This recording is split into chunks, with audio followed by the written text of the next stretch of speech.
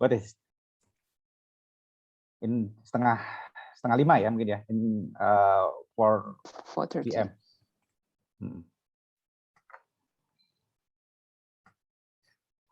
Okay, I will highlight myself first. Hello, good evening, ladies and gentlemen, excellencies, distinguished guests, participants, ladies and gentlemen, good evening, good afternoon. Assalamualaikum warahmatullahi wabarakatuh. My name is Zuhdi, and I will be your master of ceremony for today. It's such an honor to welcome you here in this event. And we invite the Dean of School of Architecture, Planning and Policy Development. Ya, soalnya kan dia kan memang kayak tujuannya supaya bisa main game. Please, please co-host mute some participants.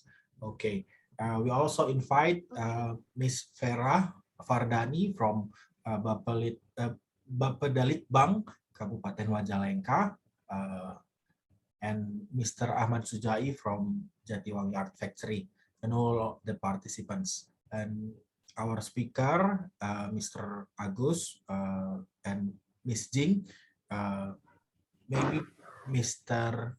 Wing and Miss Ruli and Professor Manfredo will come later. Okay, this is the last day of International Virtual Course, Creative Culture and Urban Commons. Before we come to the main session, here is a brief description about our event. The International Virtual Course 2021 is tailored to discuss the current studies on creative cities and urban commons. It aims to investigate the topic as a theory and how it develops in practice in the context of Indonesia. The course is followed by a workshop that scrutinizes Majalengka as the case study, particularly with its Terracotta movement. This IVC is part of flagship program of ITB's Merdeka Belajar, Kampus Merdeka, or Independent Learning, Independent Campus. This IVC has been held virtually since 19th of August till today. Okay, so today we will have a presentation from participants. There are 4 presentations represented the locus.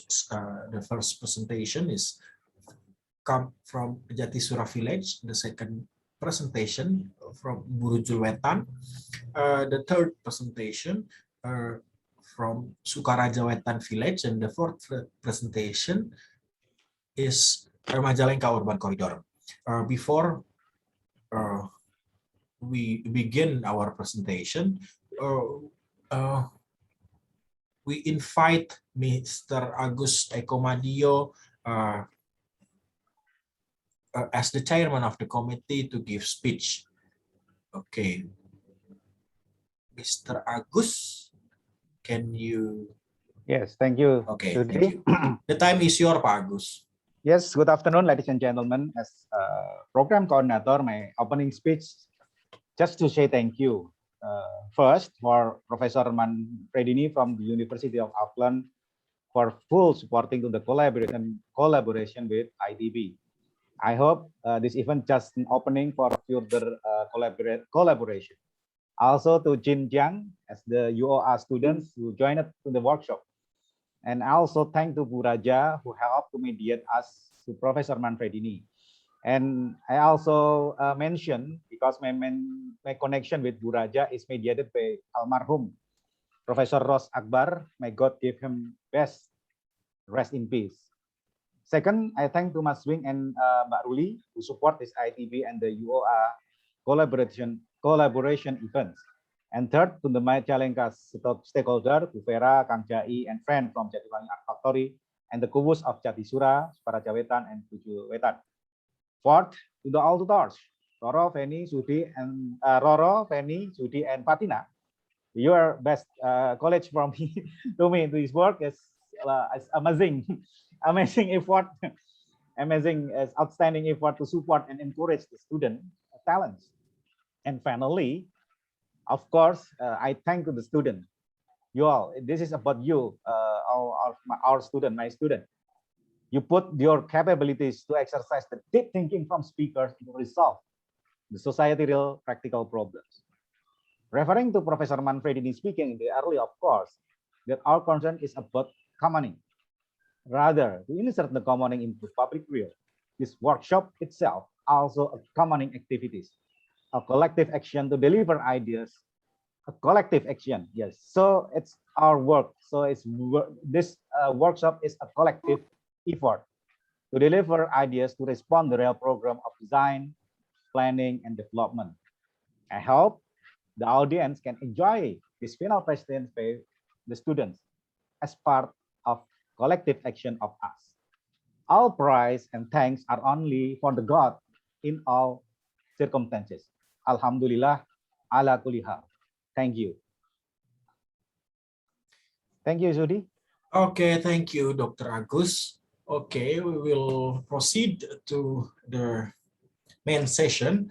The presentation will be handled by Ms. Dia Asih Purwaningrum, PhD. And without further ado, Ms. Roro, I'll handle this event to you. Thank you, Pak Zudi. Thank you, Pak Agus, and welcome everyone here with me again. I will be the moderator for today's presentation. Before that, I would like to welcome all the invitees and also the participants of the workshop. And these participants are about to share what they have done in the last 2 weeks of dealing with the complexity of Majalengka context. In terms of giving a proposal that kind of enhance the urban common and the creative culture in the place. So this is more like for me, this is more like an exhibition of what they have done. So this is not a studio jury, creates hopefully the participant can see it less scary and more fun in delivering the presentation. And also, because we have very limited time, I would ask the speakers for precise in time their presentation. And also, there will be 2 sessions for today's talk. So the first one, we have 2 presentations followed by 1 discussion session. Each presentation will be given 30 minutes, and the discussion session will be 20 minutes. And each village will deliver 2 proposals for 2 sites. So yeah, we thought of further. Oh yeah, before that, if anyone want to ask during the presentation, please put your question on the chat. I might not be able to read all the questions, but let's see what I can do to facilitate all the questions. So for the first one, we will have Jatisura Village for the presentation, please. You can start to share screen.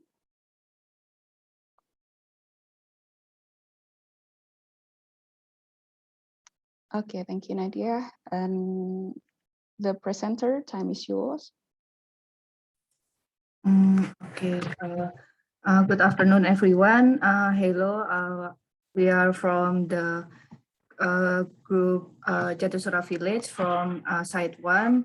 So for Jatisura Village, our presentation title is Preserving Community Well-being by Incorporating Local Creative Industry in Jatisura. Next. Please make it full screen, can you?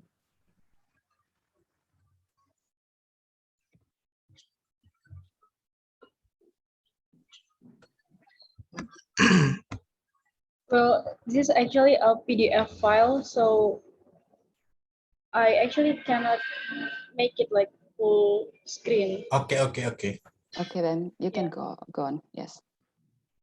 Okay, and this is the set location for Jatisura Village in Jatiwangi District, Majalengka. So there will be 2 sites. The first one is the Site 1 in Alun-Alun Jatisura or Jatisura Square. Next.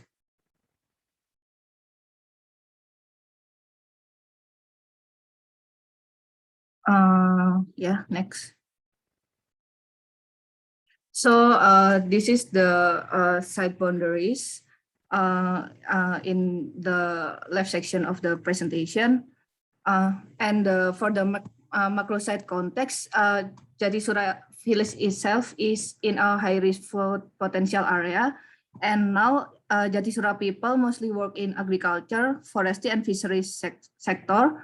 But because those jobs are seasonal jobs, they also have an alternative job as terracotta factory worker while waiting for harvest season.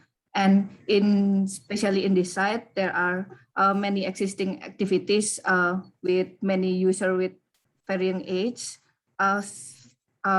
The user itself is local people or the Jatisura people itself with some activities with the space or facilities requirement they need. Elementary school students, street vendor, tourist, farmer, local terracotta business owner, and Jatiwangi village office employee. So the site is surrounded by an elementary school, Jatiwangi village office, and outside the site there are Jamiat Taqwa Mosque. Next. So we did some SWOT analysis for the site, and there are some strength from the site, like close to the main road, close to JAF office, close to Jatisura Village Hall, several trees on the site that can be used for activities, and surrounded by public facilities. And the opportunity itself is there is still many existing activity like we mentioned before. And this Jatiwangi Square, Jatisura Square is still used as a place for resident activities, and various function of the building around the site allow us to, it will be potentially developed as a multifunctional area. And activities at Jabber Hall in JAF office is will allow social interaction between residents and outsider from Jatisura. And the weakness itself is because Jatisura Square is surrounded by a mass of buildings, and the road leading to the square is small or less accessible. So the location itself is less exposed and less permeable, and there is some problem. So there will be a lot of rainwater puddles after heavy rain, and the threat is crowded tourist activity may disturb local people's daily activity.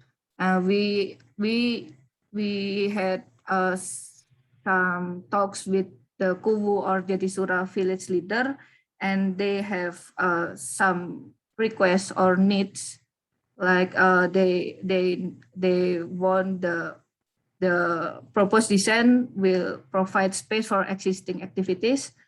And the existing squares aesthetic or the Jatisura Square now still doesn't meet the terracotta city concept. And we will talk about JAF briefly. As the local heroes, JAF has very big role in mobilizing the terracotta movement in Jatisura, but it's still possible to increase the movement branding through physical branding. So we did some analysis based on 8 elements of urban design by Sirvani. And we conclude that if we look at Jatisura Square as a part of the design of a village area, based on the analysis, there are some following problems, like the absence of a specific or distinguishable style in the building mass structure, lack of well-organized access and circulation, and the need for a parking area. The landscape elements or the hardscape and softscape element are not yet enough to supporting people's activity. There is still lack of identity signs from the area, and there are no pedestrian ways in the area and its surrounding. The existing supporting activities need to be maintained, and the terracotta branding that wants to be preserved is still not visible enough except in certain local industry communities. Next.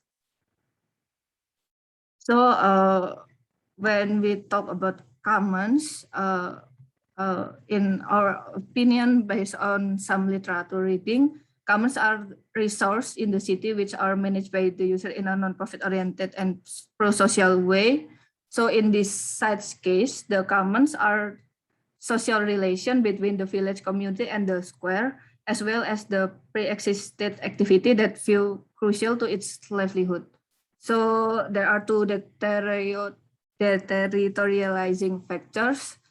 The first one is, since the material of clay is non-renewable, the branding of Terracotta City that is imposed from the local industry, community, and government will no longer relevant when the materials runs out, and the increasing number of tourists may disturb existing common or existing social activities. So the territorializing factors is the aesthetic intervention while maintaining existing activities, so that the branding of Terracotta City will still be relevant even the base material runs out, and minimalizing spectacle or tourist attraction only elements to avoid over tourism. So all the elements we propose will be must have a clear function.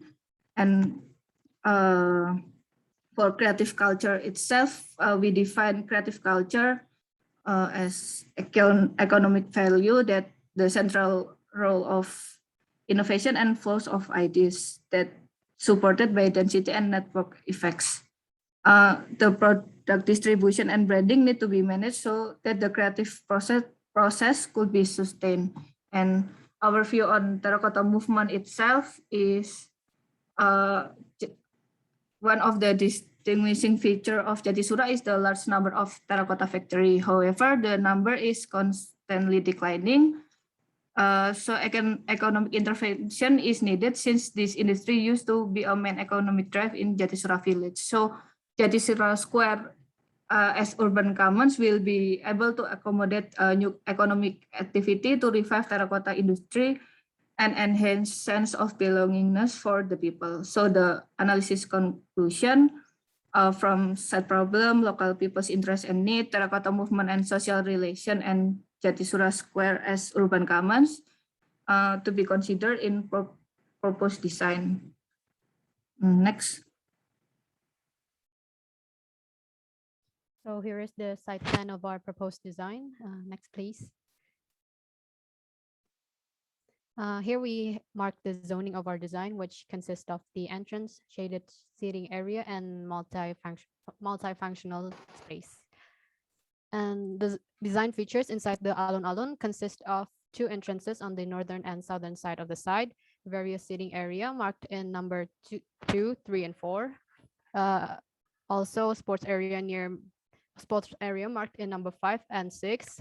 And then information board to help the visitor to orientate, parking on the southern side of the site, and lastly, local product showcase. Next, please. So here is the isometric view of the site.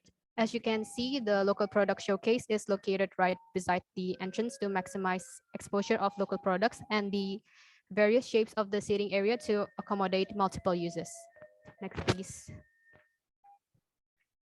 So we, from several problems of urban design elements that need to be solved, there are their application in proposed design, like Dian have mentioned before.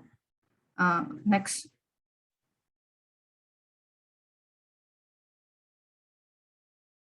So we have mapped the existing activities that occurred in the alun-alun. Regular activities comprised of flag ceremony that took place at the morning, occupation of street vendors and sport activities in the evening, and rice paddy drying at morning until sunset. Next, please. Regular activities that can be done simultaneously are sport activities and occupation of street vendors, as well as rice paddy drying and activity of street vendors. Both are done at the evening. So for the pre-existed irregular activities consist of a prayer and events that are held by JAF or local communities, such as festivals or bazaars. Next, please. So we proposed a new economic activity here. So in creative culture, there are the density and the network effect, as in Jatisura, that effect is to sustain the economic value possessed by the creative culture itself. We proposed an alternative platform to exhibit their products in order to maximize those effects. In relation to that, one of the goals of the Terracotta City is to enhance their tourism, and this tourism could be an opportunity to market the local products. Hence, we propose a seasonal activity having similar concept as temporary or pop-up market that will be held during holiday season, such as Lebaran, as well as mid-year and end year of the year holiday. This will be a middle ground solution for maintaining existing activities, especially for avoiding over-tourism and also government's tourism vision. By having this seasonal activity as in to display the terracotta products of Jatisura, alun-alun as one of the nodes will help adding value to the process of creative culture. This activity will increase competitiveness and add network interactivity between Terracotta Factory in Jatisura, also with the visitors and tourists. And furthermore, this seasonal activity could generate the sense of belongingness for Jatisura people, not only for the local heroes, but also for the people itself.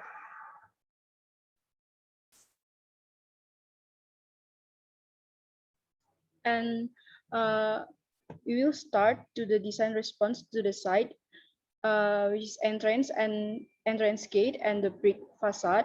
So from the site itself, as Kak Dian have mentioned, that we have two entrance, the north one and the south one. So the north one, since the activities of Terracotta movement were held mostly by and in Jav, north entrance, the only nearby Jav in Jalan Makmur, is installed a brick facade as connection, inviting part and signage for people to enter the alun-alun.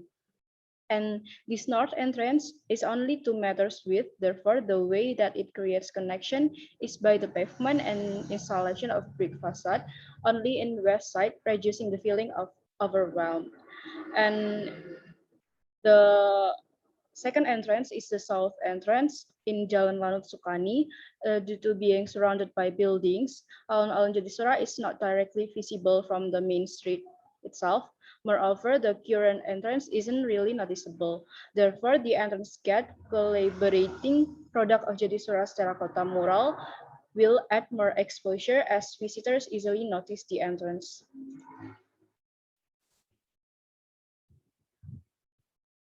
So for the variety of seating platform, as Nadia has mentioned before, the seating area also plays a part in the transition from the narrow alley to the wide square.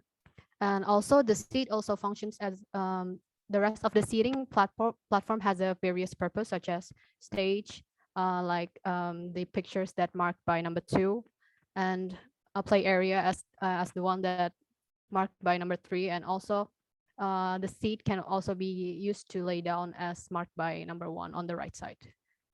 Next, please.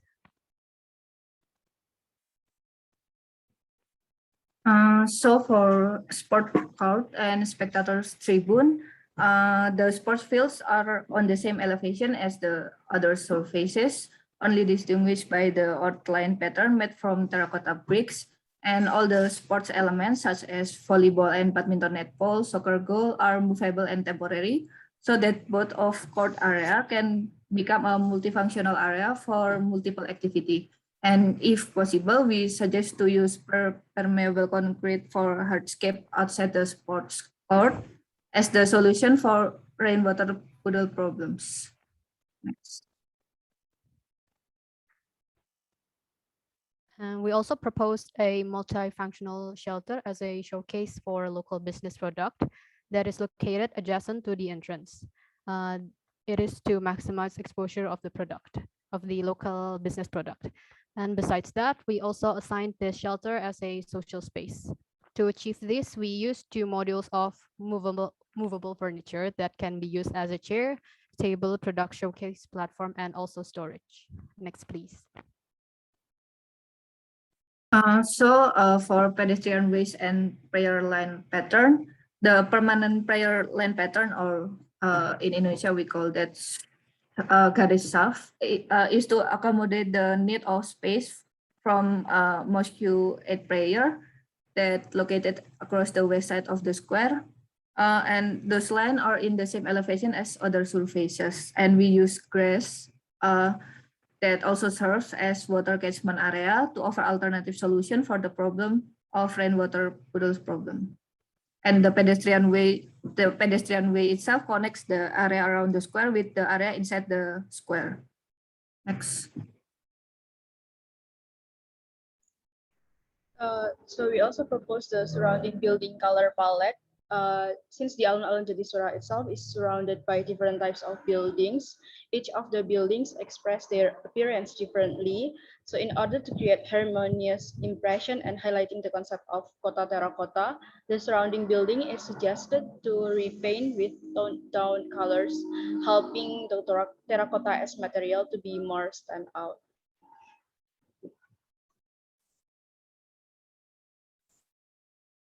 And these are the views toward the site area.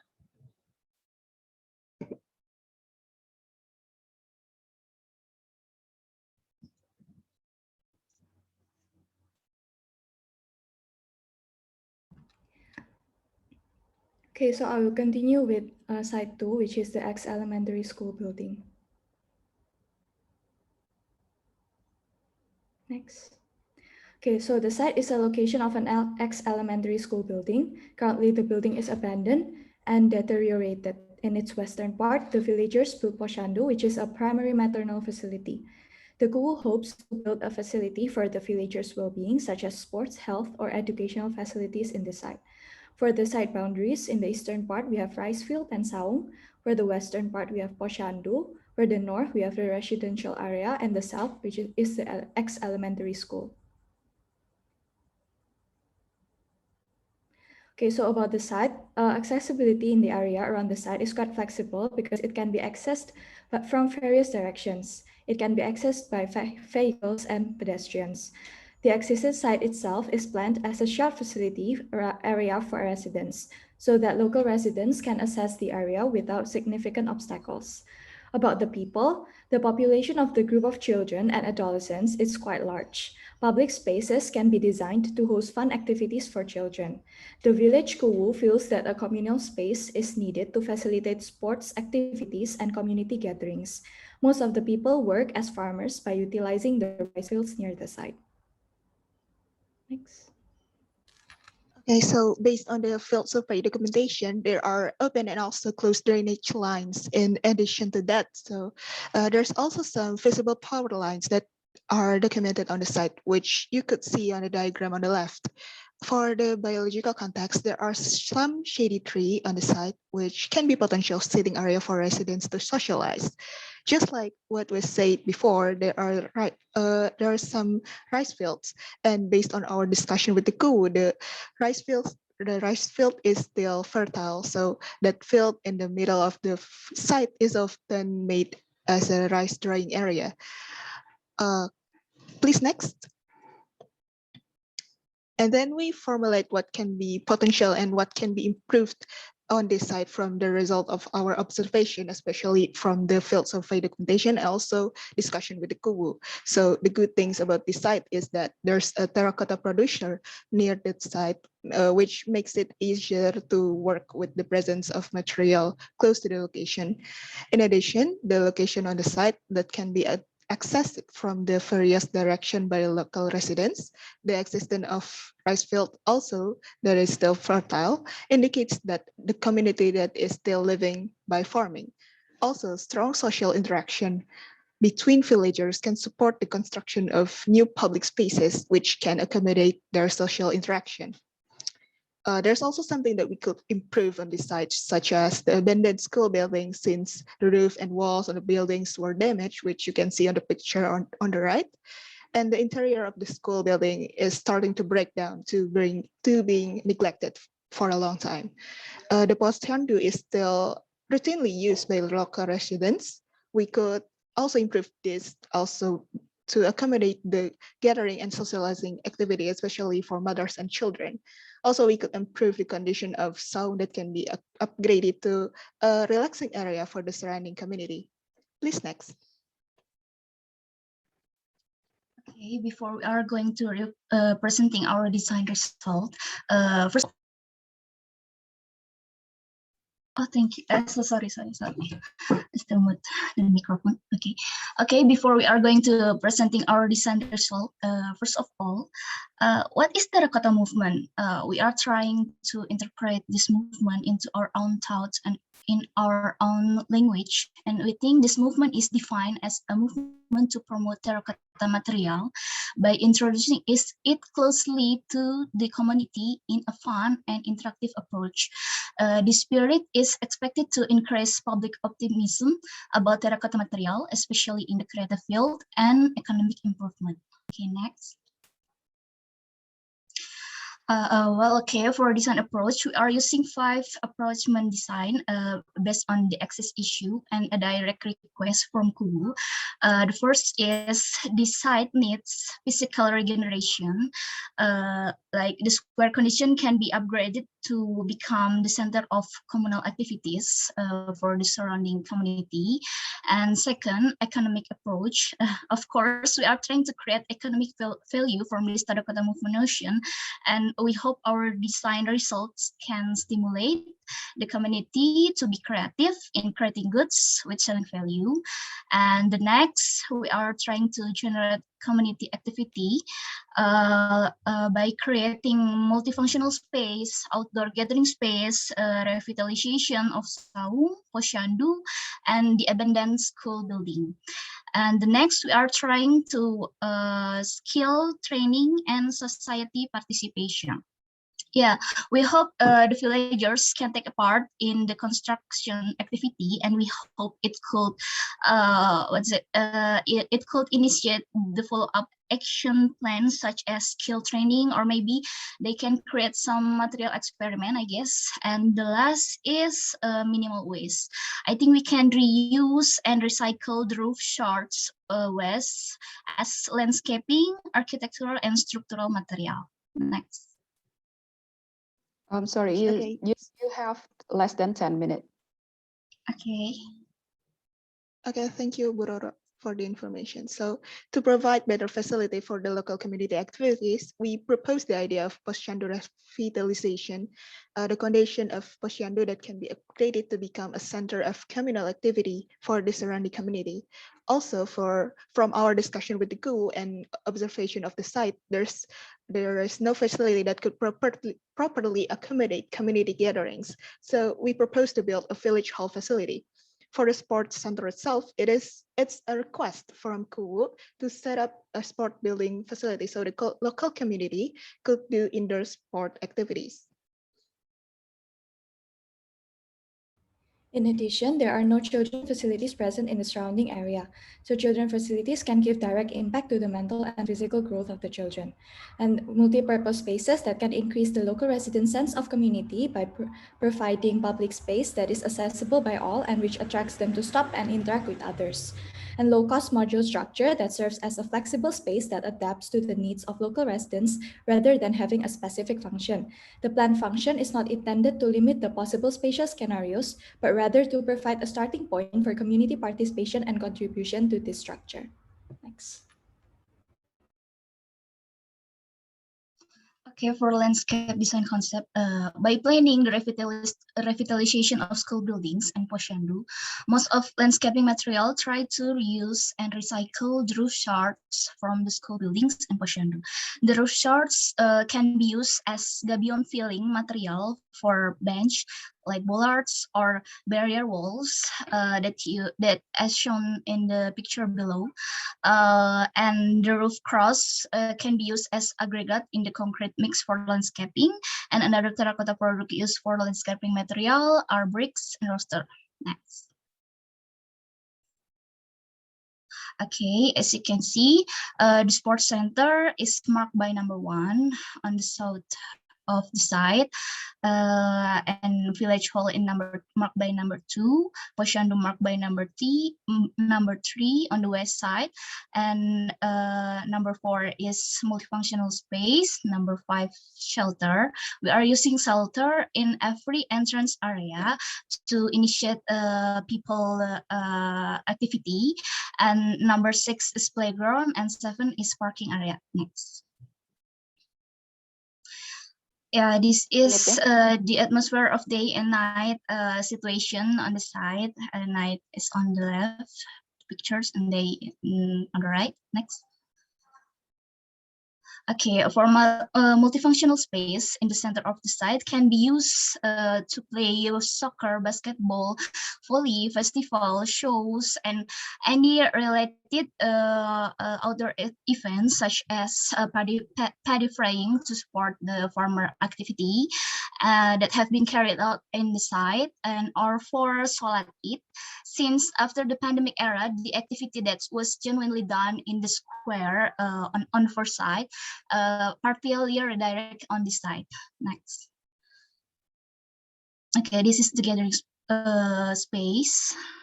Next.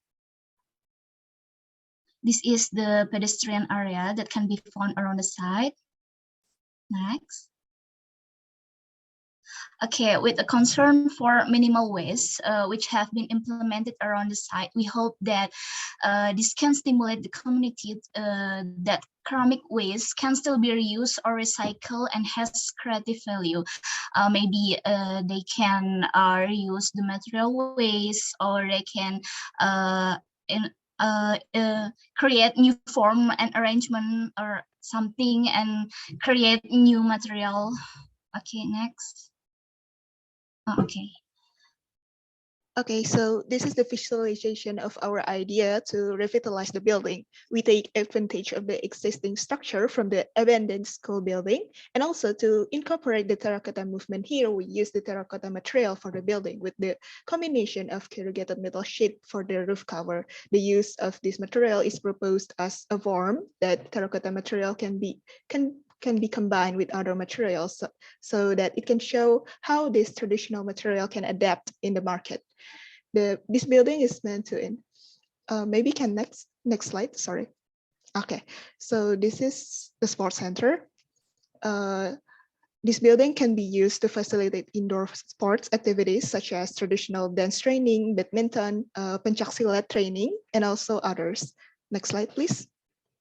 This is the Village Hall facility. So this building is created as an open space to facilitate flexible activities of the surrounding community, such as deliberation activities, forums, art performances, training, workshop, maybe even vaccination, election, and as well as a place to relax and chatting.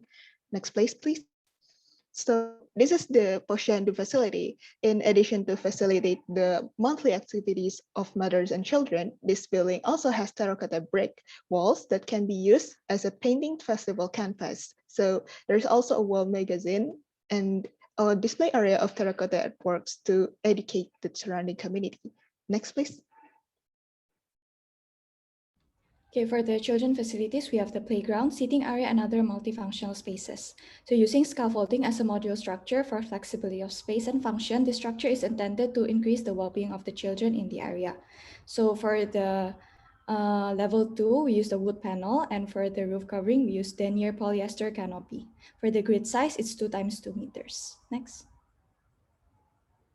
Okay, this structure can be used as a playground for children in the morning and the afternoon, and in the evening and at night, this structure can be used as a place for nongkrong and ronda malam by the local residents. Next. Okay, so this is the daytime visualization. Next. This is the nighttime. Next, thank you.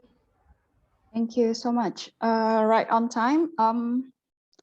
To save time, we can continue to the next proposal from Buruju Wetan Village. Please, the speakers can share screen and start.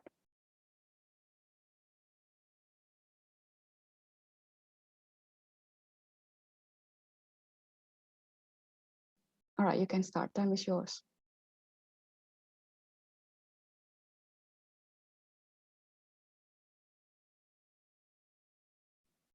Anyone speaking? Hello, The- good afternoon, ladies All and right. gentlemen. We are from the Magillango Village Group. We are going to present our proposal for the Magillango Village concept, which is the Magillango as Terracotta Heritage District, protecting heritage by infusing the terracotta in lifestyle. Next.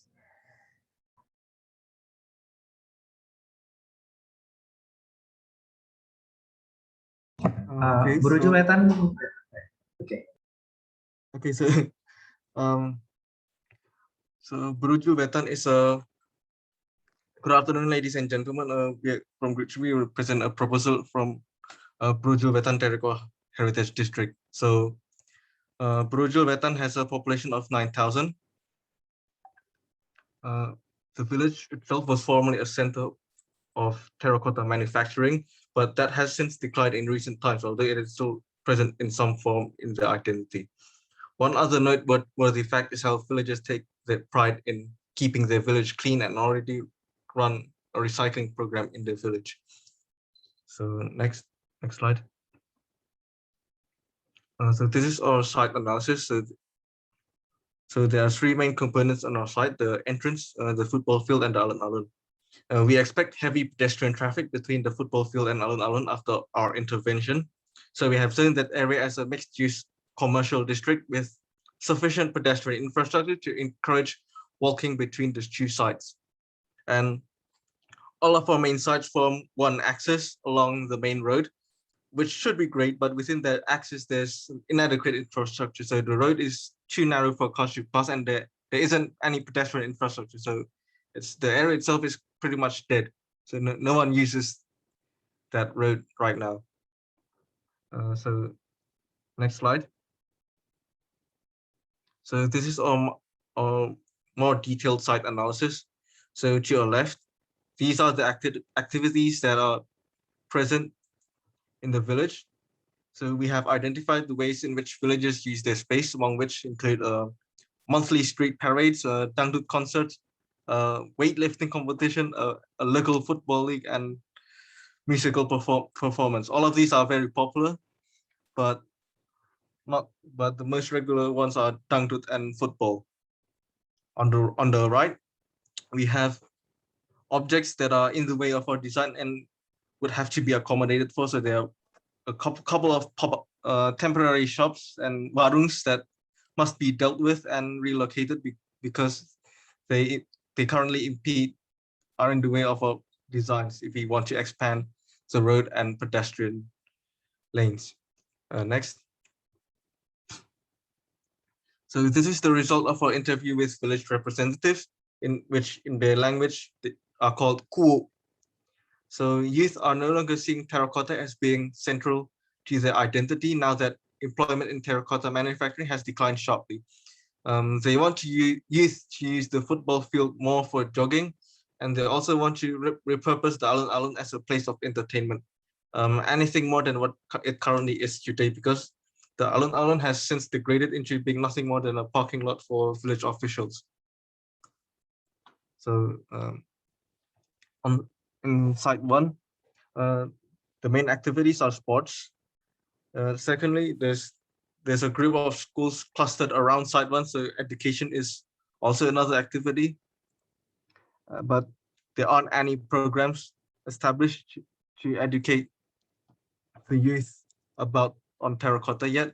And lastly, the Kubu want to encourage people to to start producing terracotta products again. Maybe not mass production, but as an art form of itself that is central to their identity. On site 2, there's a night market that starts after 4 p.m. and ends at 10 p.m. And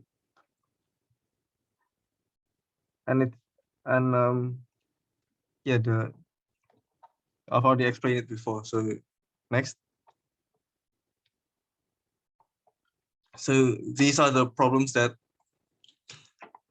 are currently being faced in Buruju Wetan, and from these problems we then identify a main problem. So Going clockwise, the first problem is the lack of cultural education programs that relate to terracotta production. Secondly, there's a necessity to preserve historical memories of Magillango as a center for terracotta production. Third, we should maintain site functions and facilitate appropriate functions based on existing events. Fourth, there's lack of education on the village history, as youth are not aware about the village's rich history. And fifth, Brojol Wetan's identity as a center of terracotta production has eroded. From this, we identify a main problem, that is industrialization, technological obsolescence, and resource depletion has led to a sharp decline in terracotta manufacturing and a gradual loss of cultural identity among the youth. Next. We therefore propose our main idea, which is Brojol Wetan as a terracotta heritage district. From this idea, we will attempt to protect terracotta heritage by integrating terracotta into the history, into the identity of Brojol Wetan. Next. We divide our concept into four components: identity, creativity, economic capital, and preservation. We realize our ideas by establishing a bridge between modernity and traditions, establishing meaning and life into existing public commons, and preserving the human-scaled environment and creating an environment where people can gather safely. In Lynch's book, The Image of the City, he describes the ability of urban spaces to create an identity for a particular area in the form of environmental images as perceived by people. There's currently no area-based character right now in Brojol Wetan, and as such, we intend to create one through our designs by creating an integrated, sympathetic design throughout the area. Next. So this is the urban design guidelines for the areas outside the sites, outside the main sites. We want to create a human-scale, pedestrian-friendly environment, so we restrict the heights of building to be pleasing and not intimidating at eye level.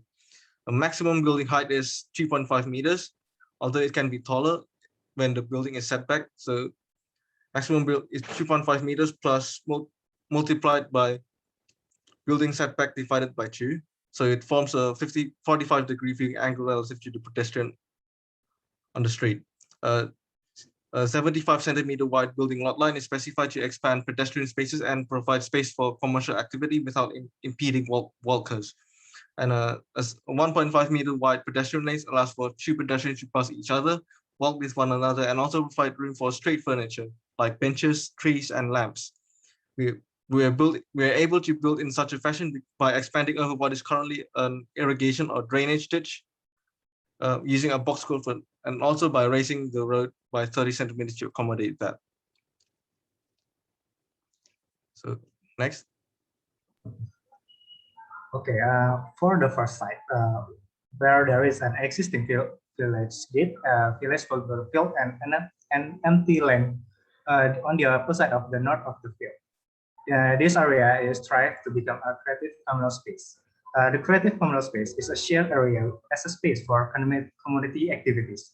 Everyone has a freedom to access this area. In effort to create sustainability, the materials used are local made and recycled products. To expand activity, the movement in it. There is one area that has 2 functions. The events are distinguished in time division. There are 2 main programs in this site. The first is the gallery, which is made for the encourage public potential about art and as a form of creative intervention. Besides exhibition, there are education programs such as a workshop and library. In addition to artistic activities, this space is also accommodate community activities. The second is the soccer field. It's one of the activity spaces because the soccer is the main hobby of the Brojol Wetan community. There is also an annual soccer tournament event held on this field. This field has a very important role for the village. This field has a potential to become the place for the large activities that are not possible to be held in the square or alun-alun. Next. The first design outcomes is from the main entrance or gate. The gate have an important role as an entrance to the Brojol Wetan village as well as being a village landmark, as well as a welcoming gate to the square or alun-alun with a philosophy of shape resembling a banyan tree, which is considered sacred. The banyan tree has a single long root that supports the large tree to grow and present unity. The banyan tree has also roots that spread everywhere, which has symbolized being a unitary state, despite having various cultural backgrounds, with the hope that the village of Brujuwetan can become one unit and form a solid society. The material of this gate is a represent of identity of a village. That is why the material used is a local production material consisting of a various forms of terracotta, like tile brick and roster, as the identity of Brujuwetan village. Next.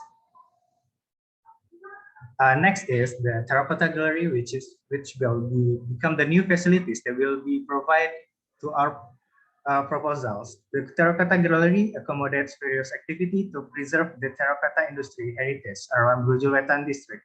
The gallery will be used by various levels of society, from children to adults. And by providing this facility to rural communities, the terracotta industry can be studied by the younger generation and become an attraction for tourists who come to find out more about terracotta. In addition, this facility is also a place for the newest innovation for the terracotta industry in Jatiwangi, which can increase the economic level for local residents. The material of this building is exposed terracotta brick with walls in the form of shading arranged by the used roof tiles, arranged in such shapes as a way that airflow can pass into the building. Next. And next is the football and sports is an important event in this village. So preserving the function of the soccer field is a must. But the soccer field is can be used for several purposes, since it's the only football field in radius 2.5 kilometers in this area. And it's commonly used for the big events, for instance, dangdut concert and also bazaar. In a concert configuration, the food stalls are placed at the north and the south of the field, so that the view of the from the main street doesn't get obstructed. In bazaar configuration, the food stalls are configured in a T-shape, so that there are still areas that can be used for the other activities. And the design use of one element that local community identity, which is terracotta brick, in hopes of using modern materials. In this case, is still with the terracotta brick, with the intentions of combining contemporary design with the local identity. Next. Okay, and this is the visualization of the design of the site, which contains the village gate, the gallery, and the soccer field. Next. Okay, so now I will explain our concept for alun-alun or site 2. At Brujuwetan's alun-alun, there's a banyan tree that is sacred for the local people and make the banyan tree as the center of alun-alun. We also want to add that profane function from the past and infuse it with the local people, preferences, and habits today. Here's the programming. We can see that alun-alun are surrounded by the mosque, elementary school, and balai desa itself. So it's possible to make this site a social interaction for the people who live there. It is also a challenge to make this alun-alun conserve its profane function when the local people habits and preferences is different from the local people in the past. It is also a challenge for us to make enough spaces for the balai desa, elementary school, and the mosque. Based on the macro site analysis, this place is for open green space, so we use as many as landscaping items such as trees, bushes, and lawns to make public facilities for the people around this site. So during the day, this place can be used as a garden, an exercising place, a socialization place, or many other events. And at night, this place can be used as night festival and music festival. Next, please. So this is the zoning and the circulation. We place the park zone at the back of alun-alun because it is the existing parking place. And also when this alun-alun is not used for concert, night festival, or other events, these spaces can be used for people who wants to go to balai desa or elementary school or the mosque. We place the public zone surrounding the banyan tree because people can access it easily. People can access it from school, from mosque, from balai desa, and from the main gate too. And for the semi-public zone, we place it behind the banyan tree because we want to make sort of like a field. So the existing function for ceremonial purposes of the elementary school. So we don't took all of their spaces to make one specific function, but we make this design by considering the time zone and the existing land purposes. In this case, the alun-alun is not function only at night, but also during the day, because for the elementary school, the land is used for their ceremonial and physical education session. For the balai desa and the mosque, they also use this land for parking spaces. Okay, next. Okay, so this is our design detail. Sorry, We you have renovate. less than 10 minutes. Less than 10 minutes. Yeah, thank you. Okay, thank you. We renovate the main signage so it can be more iconic for a landmark.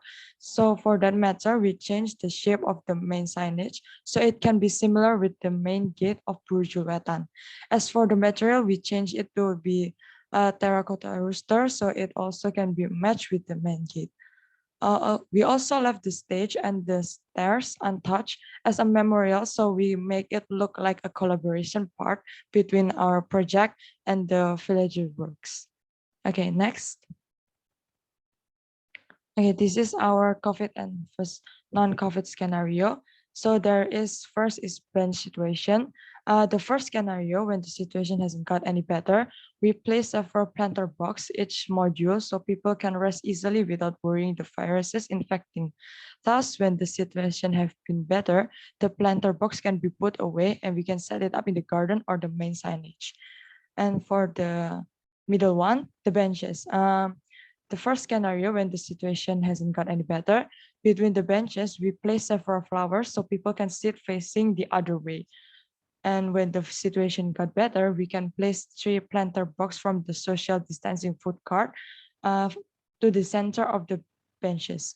And for the third image, the social distancing food cart, the upper image, the first scenario, when the situation has gotten better, between the food cart, we place a 1 meter diameter 3 planter box so we can lessen the cart so people can follow the social distancing rules. And when the situation got better, the planter box can be put in the center of the park bench in the middle image. Okay, next. Okay, this is our design details. We use soil in the middle of the stage. So there is a stage in the middle of the module. Because it's Jatiwangi's pride, soil is Jatiwangi's pride, as we already state in the village profile, because every terracotta product was produced from soil. We made the stage circular surrounding the sacred banyan tree because we want to highlight each musician, so each musician have the same opportunity to shine. We also made a 2-tier modular medium for people to watch the concert during the concert period to give this alun-alun its profane use, appreciating the village arts and culture. Also, when this place is not used for concert, people from the village can still use it as a place to help village socialization or many other official events, such as the Kochi organization and such. And for the materials, we use local materials as an identity giver to displays such as terracotta mosaic, terracotta rooster. We also use yellow color as our railing and column color because yellow means recalling memories. And for the structure itself, we use iron hollow pipe 9 inches in diameter. Okay, next. Okay, we also have a little video to represent our hard work. Enjoy.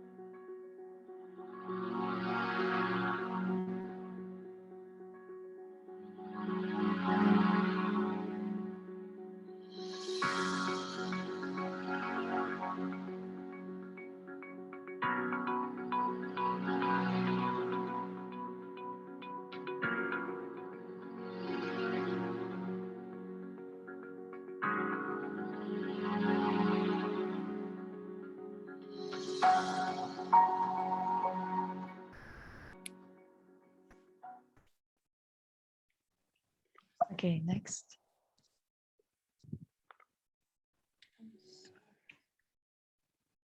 Okay, so to close our presentation, to see our more detailed 3D visualization, you can scan this barcode. Lastly, thank you for the opportunity to present our project and have a nice day. Thank you. Thank you so much. What a work you have produced to groups that are already presented. In a short 2 weeks, you can make such elaborated discussion in and also the translation in design. So because we don't have any question, I would like to invite Manfredo. Can you give a comment on both presentation and what they have done within 2 weeks and dealing with the context of Magillango in terms of urban commons and creative culture, please? Thank you. And thank you also for this nice presentation. So they were all quite comprehensive and actually really documenting intensive work. So what I think is particularly interesting here is the wide range of subjects that different groups have addressed. It is interesting that also groups have had different approaches and different ways of dealing with the particular conditions that they were addressing. I think that what is interesting here is that this is an exercise that involves a wide range of disciplines. So on one hand, you started looking at questions to do with the economic development. On the other one, looking at questions to do with what is happening to this particular communities and the groups of residents living in the area. Some others have thought about tourism. And in the end, everything was under the umbrella of the discussion of what we can do with, under the question of what we can do to revitalize a particular industry that, as we understand, is not necessarily flowering. So that's exactly the point. So how has been that translated? Well, as we understand here, this has been a very, a very wide-reaching exercise, looking at so many variables that, in the end, identified a few places, except for probably just one, which is not concentrated in a single place, which was the the first or the second presentation, a second group that presented a series of interventions, but still concentrated along one single street. The others were all in one particular place. Now, what I think is interesting here is to identify what it is that this place is actually able to do with that particular context, social, economical, and environmental context in which it is located. I think that all the projects have had clear sensitivity. I understand that because of COVID, unfortunately, there was no way of having real field work, real access, neither to communities nor to the real places. So it's difficult to really testify and reflect on things that we only appreciate through mediated ways, so using documentation provided by different scholars, probably documentation from councils and other authorities, and of course all the other things that are accessible through internet, not of course things that are viable because of your knowledge of the area, because even if you haven't been there, you know the environment, you're all familiar with the culture and the embedded set of values that are related to that particular place. So the rituals and the everyday practices of people, even though you couldn't visit them, couldn't assess them specifically, you are well acquainted too. So I can imagine that a workshop like this one would have been almost impossible for anyone who is not a local, because otherwise really it would have required a completely different approach. Having said this, I think that what is interesting here is that some of you were able to really elaborate upon the main topic of probably the spatial discipline in which you are, which is the design, and elaborating solutions that in some cases are somehow indicative of a possible way of redesigning or restructuring the place, sometimes very light solutions like simple shelters, simple set of steps or just paving, all of them in one way or another trying to identify the specificity and articulate the specificity of the place. Of course, the most obvious design that you've seen is in the first group of the second team, where there was this museum and this place where, of course, we see a clear identification of a particular object which not only provides a space to preserve and share culture. I think one was the museum, the other library, convey culture and preserve the culture of that particular terracotta production, but also with the idea of elevating it from the ground. What they create is a sort of protected and covered space that can be particularly useful in particular moments of the day because it's too hot, and of course provide shadow, or in other moments which might rain or might be the protection which is needed for a particular reason, maybe in some cases also psychological. So having said this, as I was saying, the projects are very complex, so I won't be able to enter in each or every detail, but I guess that what is important here is that you were able, all of you, to intervene with a sensitivity that recognizes an approach of regeneration. So not an approach in which you pull down things and you start reconstructing, but a way in which looking at small details and small elements, you have been able to engage with that specificity of the problem that you have identified. One interesting thing is probably what might happen in looking at the specific context in a more deep way and close way when we consider the individual spaces. So just to mention one, so in the first one, there was this block between the square and the main street, which was probably blocked, if I understood correctly, that hosts several different functions, a particular set of commercial functions on the main street. Now that square, yes, you have two entrances. One of them is, by the way, just a corner entrance along a street, which is a secondary street. So actually the street allows for the entire side of the street to be permeable and open in terms of connectivity, allowing it to go in and out without any barrier.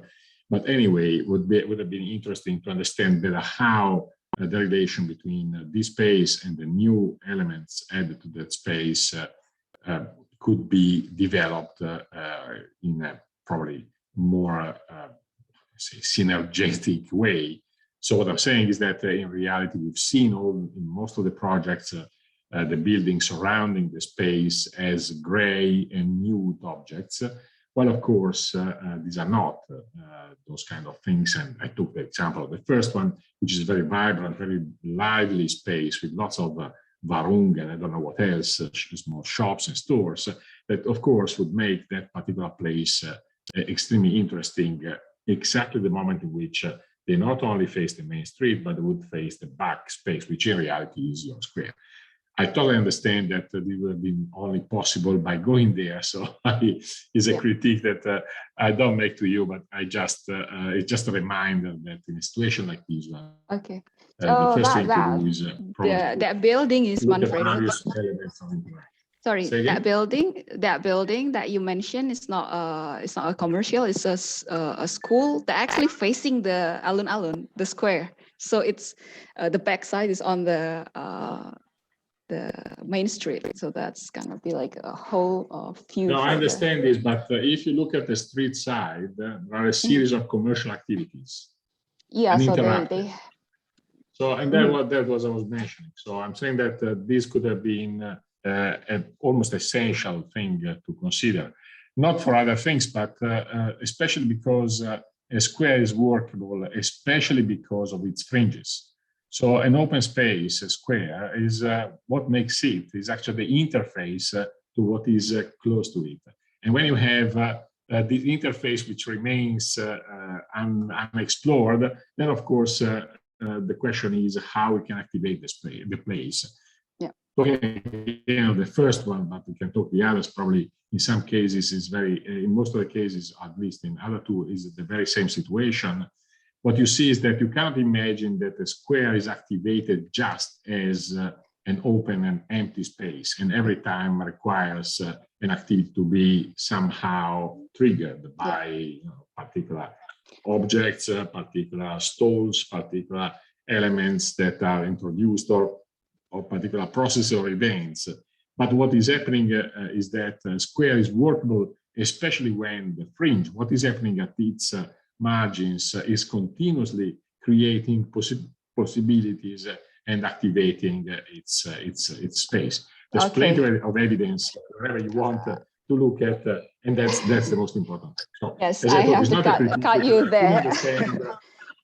I fully understand that essentially not possible. It's not possible for you to go there and see what is the real life. That is what actually could instigate this, but it's just a reminder, as I told you, for in case you're going to do another project on this kind of space in the future. Sure.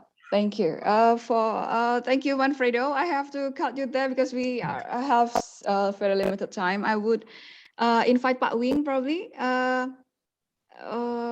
to give comments, probably a brief one on both projects, then followed by Jeff, probably Pak Jai, that will give a short comment also. Well, thank you very much. I thought it was like Puruli also should be invited to give comments on this, but yeah, later we have another session. Oh, different session. Okay, right. Yeah, so after this this. Part of mine. Okay. Yeah, sure. Right. Thank you very much for allowing me to give comments. And I think, first of all, I really appreciate the effort that you've been doing so far. I mean, in a very relatively short time, you could produce a lot of visualizations, a very complex, I would say, response to both what people want and also the situation of the size, etc. It is not easy for me to give an objective comments because I've never been there first. I don't have the feel of the location except that all based on the story, on the video, etc. Right. So and also based on our previous discussions. In the first presentations, if I look at the first and the second, it seems to be the first is more looking at alon as I mean, like you look at the a square that has many functions to be handled. When we discuss in our last week meeting, we talk about the fixed elements and semi-fixed elements and non-fixed elements. I think it will be very interesting to some of you already in your presentation you already mentioned that. It will be interesting to see that compositions because what you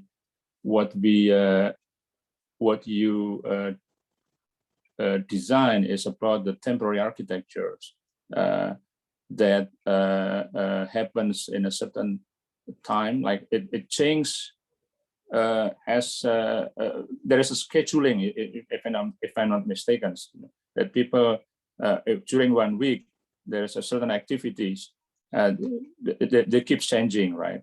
The first group seems to me needs to be deal with that. The second group seems to display more fixed functions of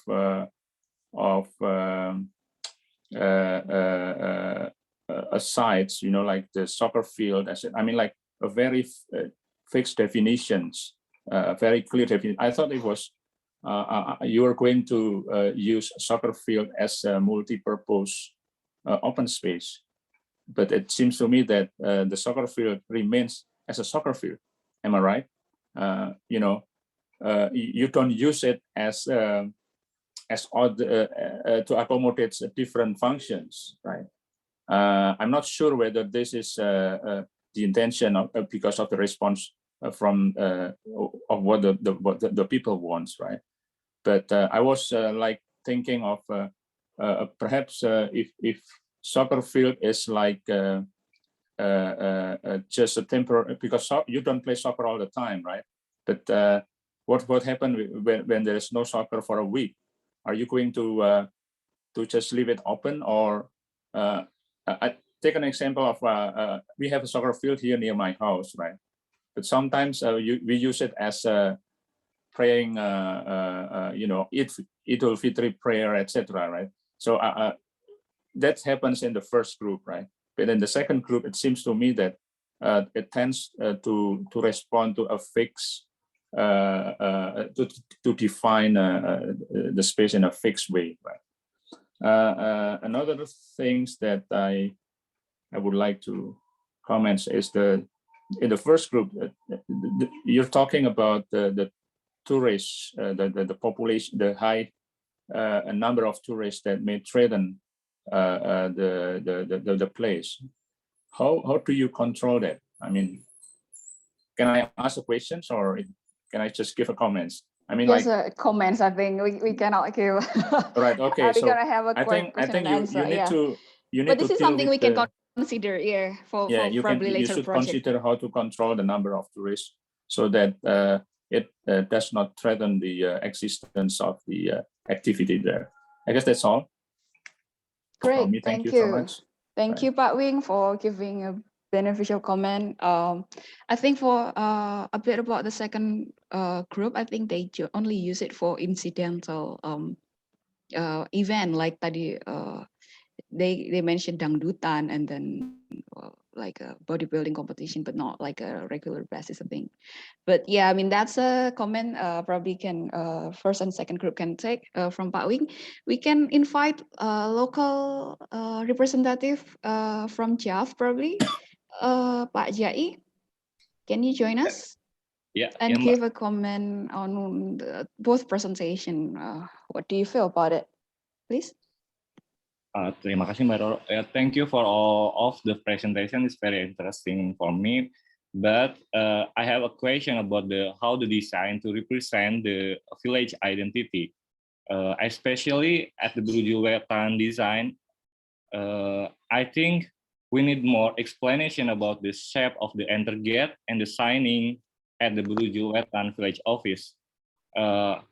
How to relate with the village identity, because you said the terracotta will want to become Brujul Wetan identity, but yeah, I'm not looking like that in the design. Yeah, like as the local people in Jatiwangi, the Brujul Wetan design, it's so luxury. It's not unusual. Yeah, because the people maybe don't imagine to change the village atmosphere, right? Okay. And then maybe we can think how to make the village is still familiar for the people with the better design. Yeah, maybe. Thank you. Okay, thank you so much. Pak Jai is responding on Brujul Wetan's design that is a bit probably too luxury for the people. Is that right, Pak Sujai? Probably, yeah. This is something that probably something that you can take on that probably local people wants. This is a realization that sometimes local people want something else, not as how we imagine it. This is the difficult part because we cannot interact directly with the local people, and this is a challenge, but this is definitely an input for all of you, not only the group of Brujul Wetan, but all of you. And this is the beauty of dealing with local people, local design, because this is not up to us as a designer, as a planner, but this is up to them, supposed to be. Okay, so thank you so much for three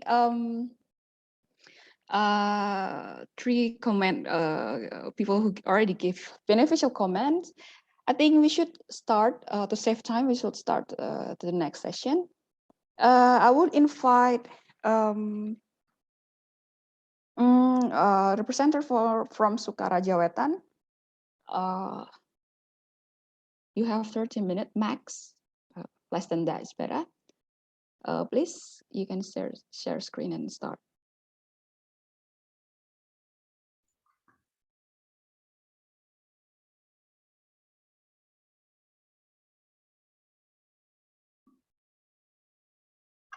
Okay, good afternoon, ladies and gentlemen. Good afternoon, ladies and gentlemen. Good afternoon for all the reviewers, the tutors, and all the participants. We are from Sukaraja Wetan's group, and this is our topic for our final presentation, reviving the local wisdom, developing the terracotta creative industry of Sukaraja Wetan through community-based approach. Next.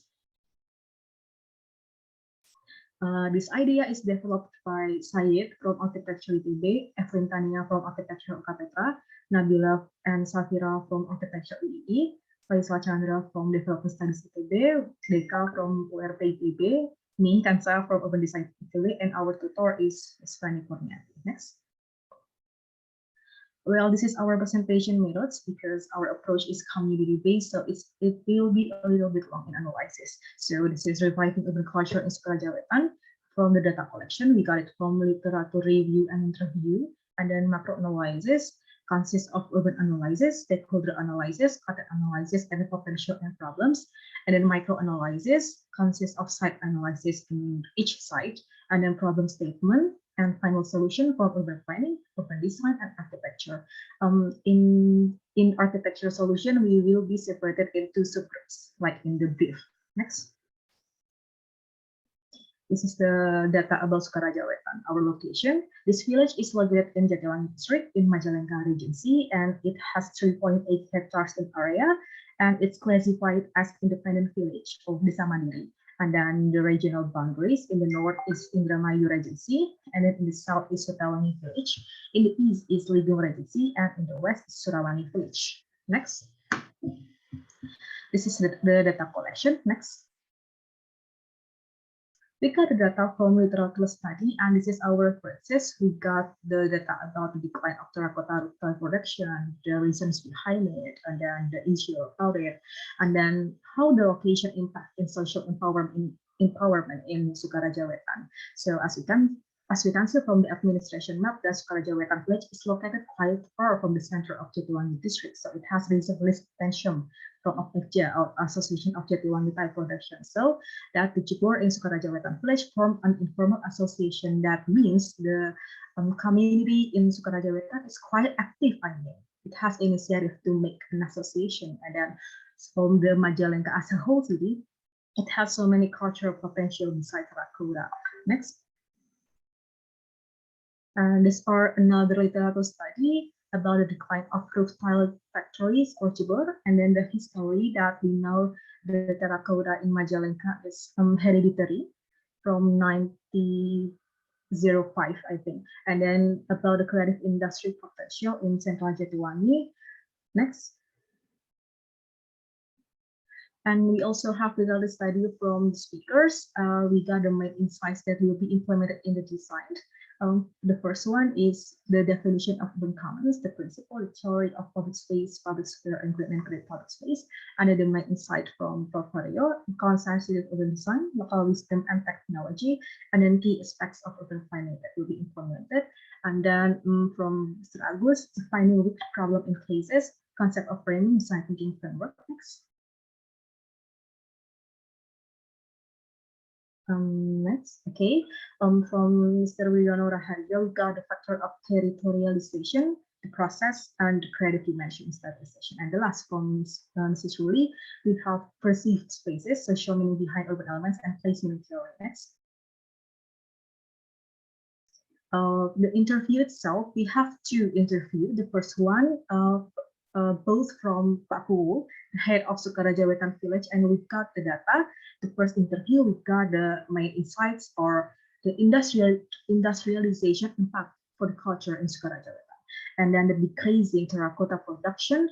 And nowadays, terracotta production is dominated by the elderly and decreasing the raw material for terracotta. And they have a potential in theater, said Mr. Abdul Kohim, but the theater doesn't have the formal community and not impacting the economic aspect in the village.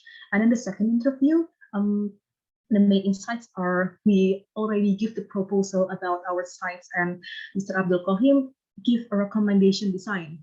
And then the local government have a sustainable plan for local culture Sukaraja Wetan, but no more action yet. And then the local resident passionate on local culture and have a passion to grow more, which is interesting. And then the CSR or another social service organization never funded for local culture in Sukaraja Wetan because there's no enough data and planning, they say. And then they need more publication for the local culture in Sukaraja Wetan. Next. This is the macro analysis. Next.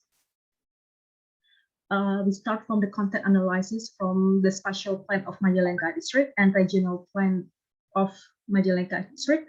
We take the point that is related to our study case. The first one from spatial plan. We know that they improve program for construction and dimension of the street in Sukaraja Wetan village. And then from the RPJMD, we have the vision and missions that will be implemented in our study case.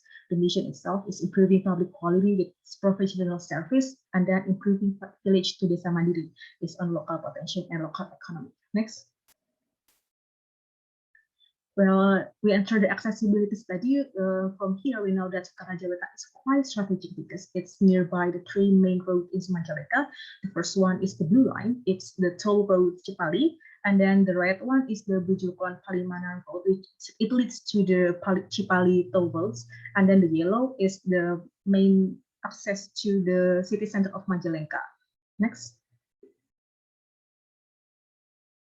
And then this is the proximity study. In radius 2 kilometers until 3 kilometers, Sukaraja Wetan is surrounded by local facilities and then government facilities like elementary school, village hall, and industries and square, which is Sukaraja Wetan also has it. Next. And this is the spatial planning map of Sukaraja Wetan. It consists mostly of the housing. The design is the orange. And then in the shadows, there's a crops area. And then in the north, there are the industries area. And then the center, it is, what do you mean? Water resource border area. They have Embung, the water resource in there. Next. And this is the existing land use map. They mostly consist of agrarian fields and then housing in yellow and industries in orange. It's general industries and roof industries. Next. And this is the roof industries mapping we made. The roof industries is centered in the southeast and in the north. There are 25 industries so far. It's decreasing quite a lot because in the beginning there are 118 and this is only 25 left now. Next. And this is the general industries. We have 3 big industries in there, and it is affecting into the local people. They usually work there, especially for the young generation. That's why the Paku said that the roof industries now consists of the elderly. Next.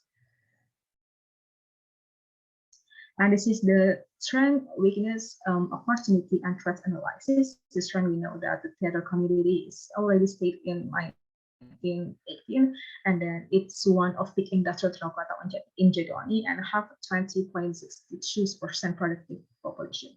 And then the weakness is the downgrade production on terracotta. The population have adapted industrial and modern culture, and opportunity.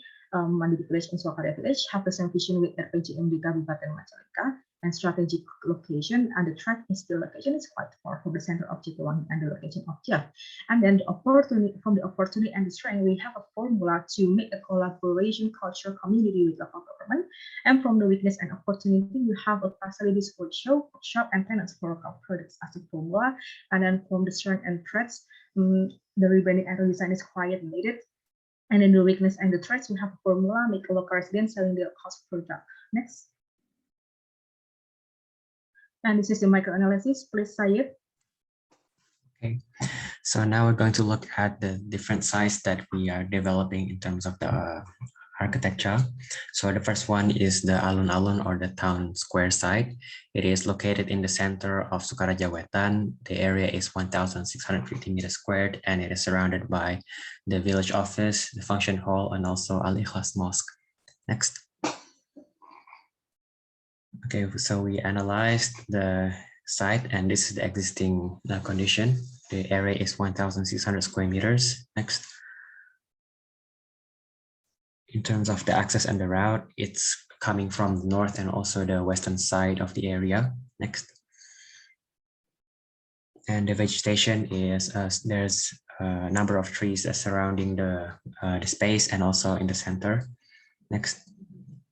And in terms of noise, it's mostly coming from the roads, which is from the north direction and also from the western direction.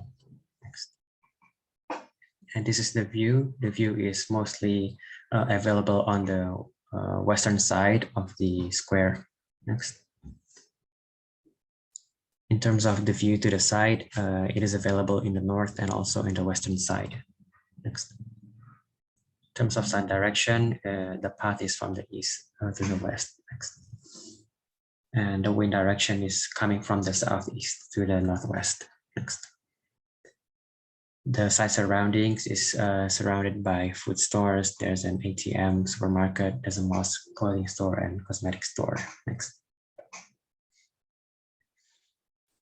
Okay. Next is the site number 2, which is the land bank, and it is located in the northwest side of the village. The area is 15,853 meters squared, and it is close to a garment factory nearby.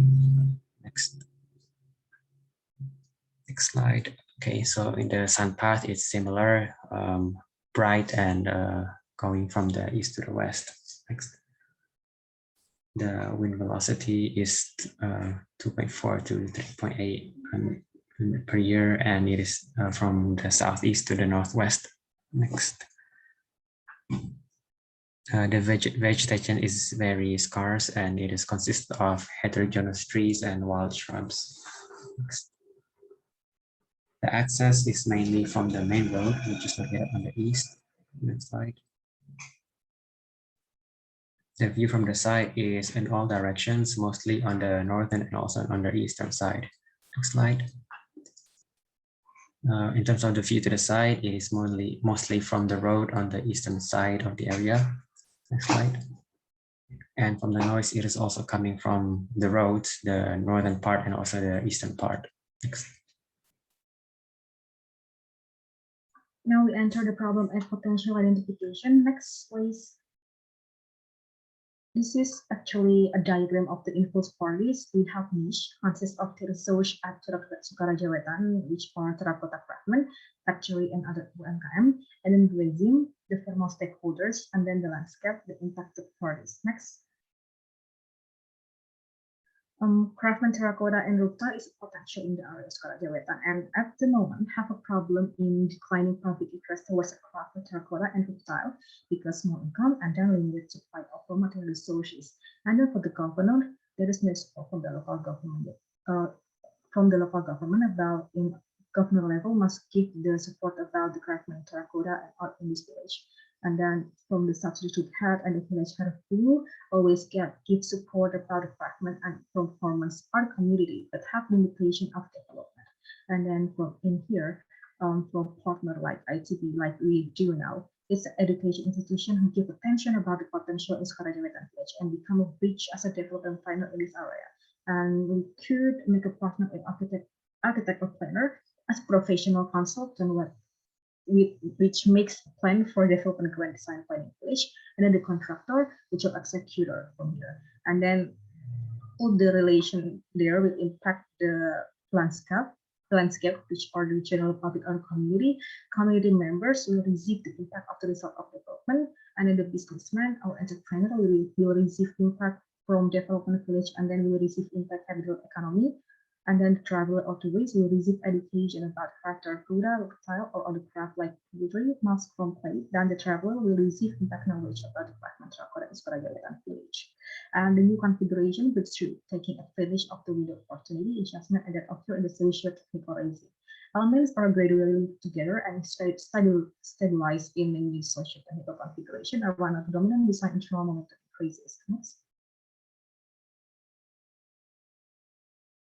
Well, this is the fit and stretch diagram. Maybe next.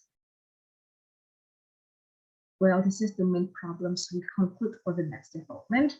We know that the decline of road industries is happening in whole Jatiwangi, but in Sukaraja Wetan it's quite ironic because now Sukaraja Wetan is in the top three, the biggest roof production in Jatiwangi, but in Sukaraja Wetan itself, we have a decreasing more, like it started in 180, but now it's only 25 left. And the problem is from the human resource problem. As we all know, the reasons are the educational level of workers, the industrialization, and the salary problems, especially for the women, and then the declining of raw materials. Next. And then after all the analysis we got a potential that most impactful to the village. First one is the independent village, and then two is active community organizations, and then community interest in performing arts, and four, the hereditary terracotta culture. Next. Well, this is one of the annual theater performance in Sukaraja Wetan. It's happened in every Independence Day, but this is the last before the COVID pandemic. Next. Well, this is the urban planning proposal. Next, please.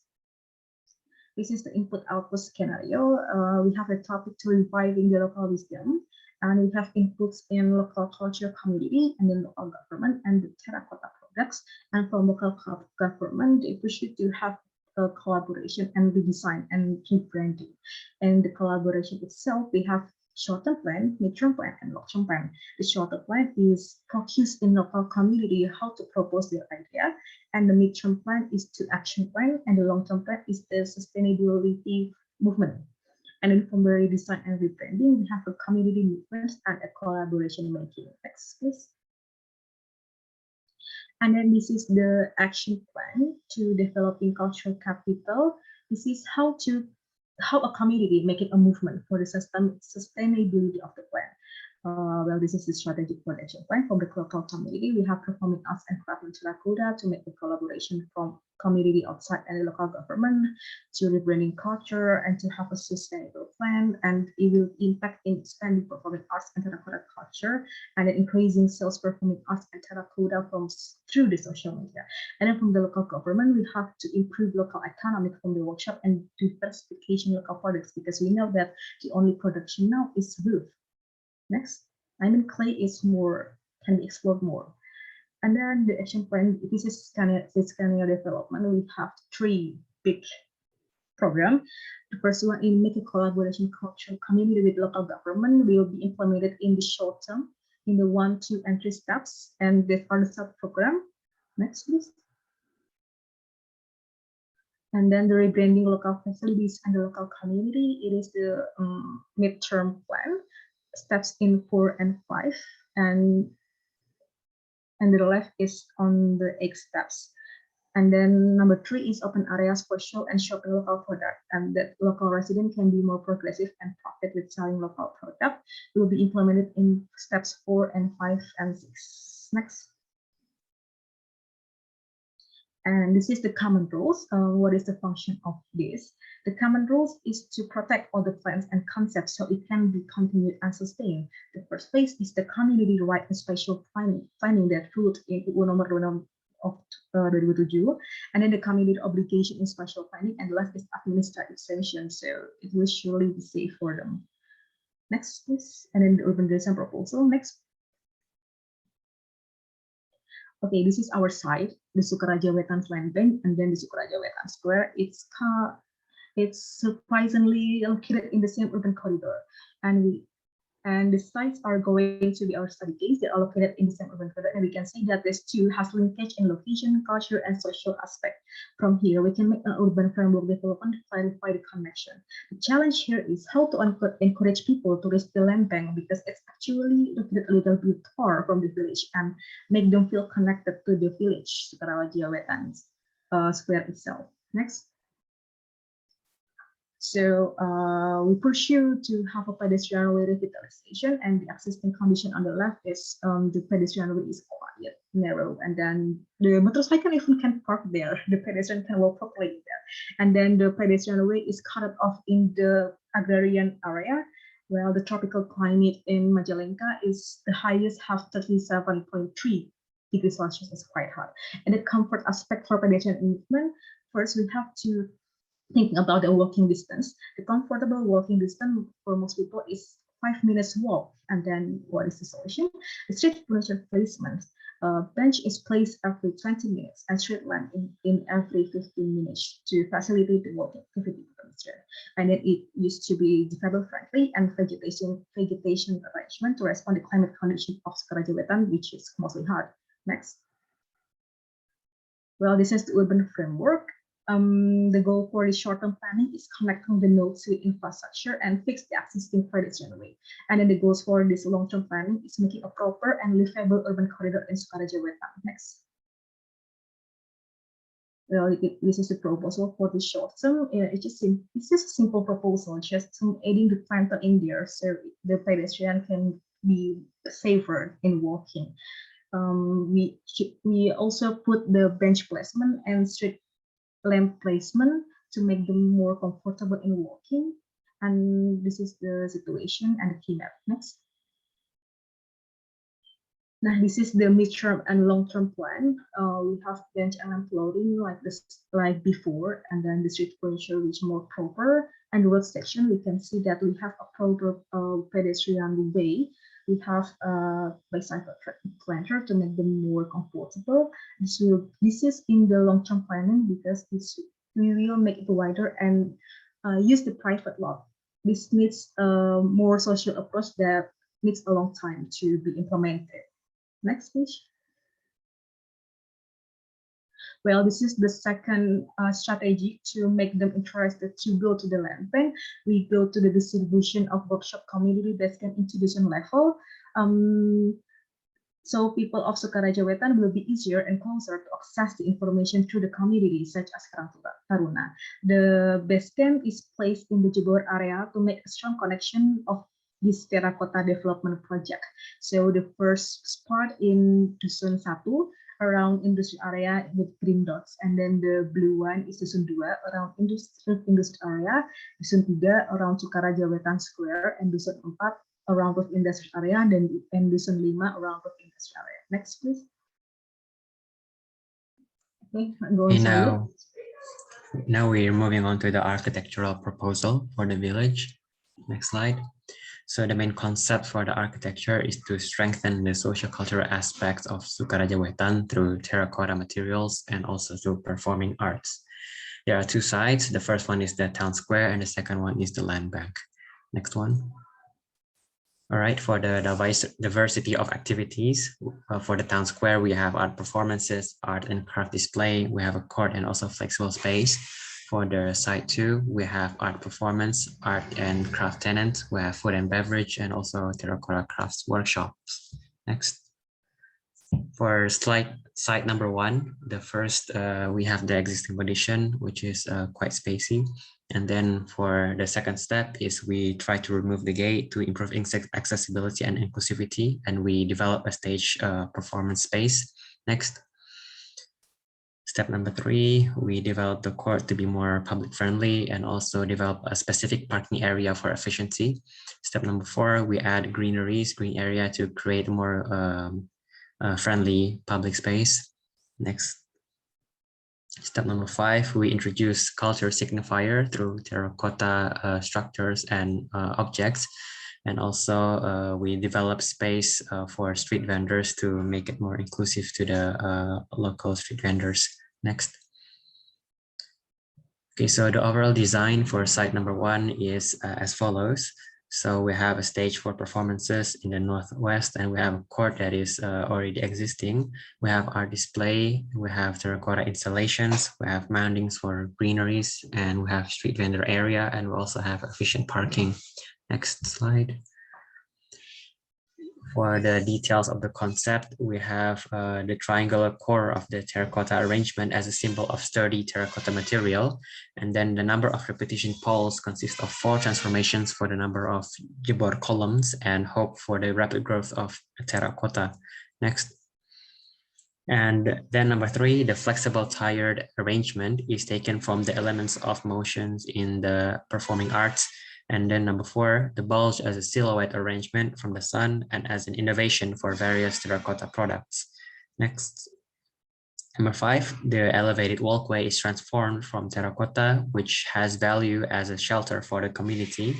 Number 6, the wooden supports on terracotta tiles indicate another livelihood of the residents, which are farming.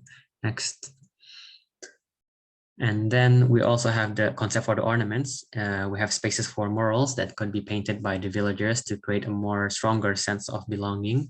And then we have a mosaic puzzle that can be used for children to play. Next slide. And then we have also ceramic music, as the ceramic of terracotta is hitting and having a friction with the wind. And also it could become a playful space for the children. Next slide. So these are the renderings that could be used as a visual for the site development. Next. Okay, next slide. Let's go through the renderings. Okay, now we move on to the second side, which we call the Terracotta Center, and it is supposed to make terracotta known by the wider community. So we have a route that we have developed. The first route is the welcoming mass, where people can get information about the site and the tour. And then we have the mini museum, where people can see the various characteristics of terracotta. And then we have the mini factory, where people can see the process of making of terracotta roof tiles. We have the workshop area for people to learn how to make terracotta artisan crafts. We have artisan craft gallery, where people can be amazed by the terracotta works, and then people can enjoy leisure time in the garden at the end. So what makes the site attractive? We try to make it an educational space indirectly, and also we're going to invite the youth of Sukaraja Wetan village to get involved. Next. So these are the design transformation. We have on the left on the existing condition, and then we first determine the entrance and the parking area. After that, we add the welcome massing and also the garden in front of it. Next slide. Number 4, we have terracotta workshop and gallery beside the parking. And then number 5, we have open space, open garden space. Number 6, we added food and beverage tenants beside the rice field. Number 7, art and crafts are located in the same axis with the entrance gate. And then number 8, we added public toilets and prayer rooms located in line with the workshop area. And then lastly, we added the circulation. Next slide. So this is the overall design for the site number 2 concept. We have the welcoming mass and information center on number 1. We have Terracotta Gallery number 2, Terracotta Workshop area number 3, Artisan Craft Terracotta Gallery. We have open space area. We have food and beverage on number 6 and 7. Local arts and craft tenants on number 8. We have public toilets and prayer rooms on number 9. And we have also a parking area number 10. Next slide. Okay, so these are a few renderings to visualize the design development of the site. Next slide. So this, yeah, go on. Okay, so in conclusion, we hope that the development of the sites will have an economic and also a social impact. In terms of site number 1, the social impact could be to strengthen the local residents' relations by introducing a space that is inclusive and people can develop, that is giving more sense of belonging. We could preserve the local culture. We could develop local performance arts and also terracotta culture. In terms of the economic impact, we're going to make space for local residents to work. And for site number 2, the cultural center, in terms of social impact, we're going to develop fields of work in the terracotta sector. We're going to increase community insight and creativity and introduce that terracotta is not only for construction, but could also be used for local culture. In terms of economic impact, we want to make space for local residents to work by small and medium enterprises. We also want to make product innovations and diversification with workshops. Next slide. And these are the stakeholder strategy to make sure that our proposal work. We have first the product knowledge identity. We developed the stakeholders into internal and also external stakeholders. For the internal stakeholder, we have the process is first we disseminate the idea, then we develop the branding strategy, and then we develop a branding ambassador from the internal of the village. In terms of the external stakeholder, we identify potential partners, and then we present the products. We hold an event promotion, and then we campaign on media visits and also social media. Next slide. Okay, in terms of the process for internal stakeholders, in terms of dissemination of idea, the actions that we could do is surveys, browsing, and approaching. In terms of developing branding strategy, we're going to hold workshops, create mock-ups, etc. And then for development of branding ambassador, we could use networking strategies. For the external stakeholder process, it consists of the first identification of potential partner by holding focus group discussions. Sorry, and then 5 minutes. Okay. Yeah, 5 minutes. All right, that's enough. The next one is presentation of products. It could be done by developing proposal presentation to local government, development department service, presentation to private institution or company. And we can hold event promotions by organizing periodic promotional events, participating in promotional events organized by other parties. And lastly, campaign or media visit or social media by media promotion, organized media visit events, campaigning in social media, search engine automation, and etc. Okay, so these are our grand design for Sukaraja Wetan. Hopefully you will propose a holistic framework that consisting of urban planning strategies, urban design, also architecture, based on the knowledge that is owned by our group members. Thank you very much for your attention. Thank you. Thank you, group from Sukaraja Wetan. We now move on to Magillango Urban Corridor. The presenter, please share screen and you can start. Okay, wait a minute.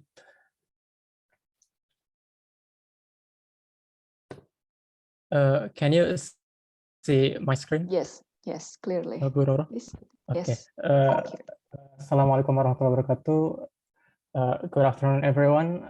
We are from the Magillango Urban Corridor Group.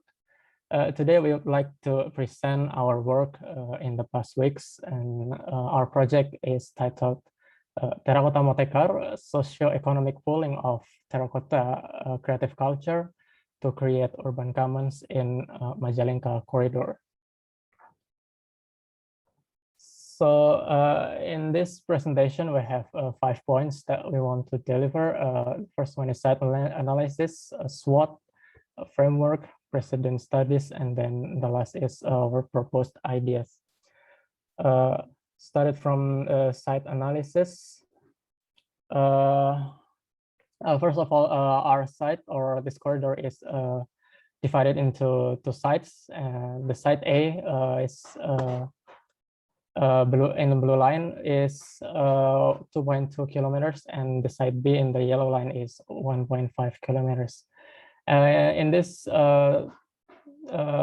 analysis, we tried to analyze what landmarks that existed in these corridors. We found 7 landmarks, which are Monjol Circle, and then Raharja Park, Skywalk, and GGM, and Al Imam Mosque near in the Magillango Square, and then the Magillango Tourism Information Center, and the last is the Pasar Lama. And then from the pedestrian way aspect, we found that the pedestrian is quite narrow and unconnected between the public space. And then at some place, this pedestrian way is disorganized by the existing the existence of the street vendors. And then in this corridor, generally, there are two types of road, and generally they have the same dimension apart from the width of the pedestrian ways. And then we also tried to analyze the building frontage along the corridors. We found some 2 to 3 stories store, and then residential, and then the heritage buildings such as Gedung Juang and other residential buildings. And then from the activities and events, we found several activities such as photo spot, relaxing spot, music or cultural stage, a food court, jogging track, and the street vendors, and also information centers. These activities are can be found in these places. And then from the microclimate aspect, we found that the average temperature in this corridor is 27.9 degrees Celsius with humidity of 74.7%. And then from the vegetation aspect, we try to map the location of the vegetations. And also we try to identify the type of the vegetations listed below the map. And the last from the site analysis is from the regulation aspect, where the local government are regulating the development of the government buildings and also other developments to use 30% of their building from terracotta material.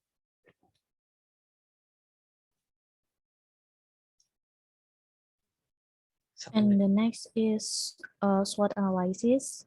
Next, please. In the SWOT analysis, we found the strengths that the corridor optimizing the terracotta concept in this urban Magillango corridor. Terracotta can also stimulate the local economic growth and optimization of the terracotta concept in specific landmarks in this urban Magillango corridor. And then the weakness, the Magillango currently doesn't have an identity that represents the city. And also there is an inadequate pedestrian way and inadequate street furniture. And the citizens of Magillango are not currently supporting the local culture, especially in terracotta. And the opportunity is the corridor can be the center of the Magillango tourism tour. And the corridor also can be the showcase area of terracotta, and implemented terracotta concept will attract tourists and increase the economic growth.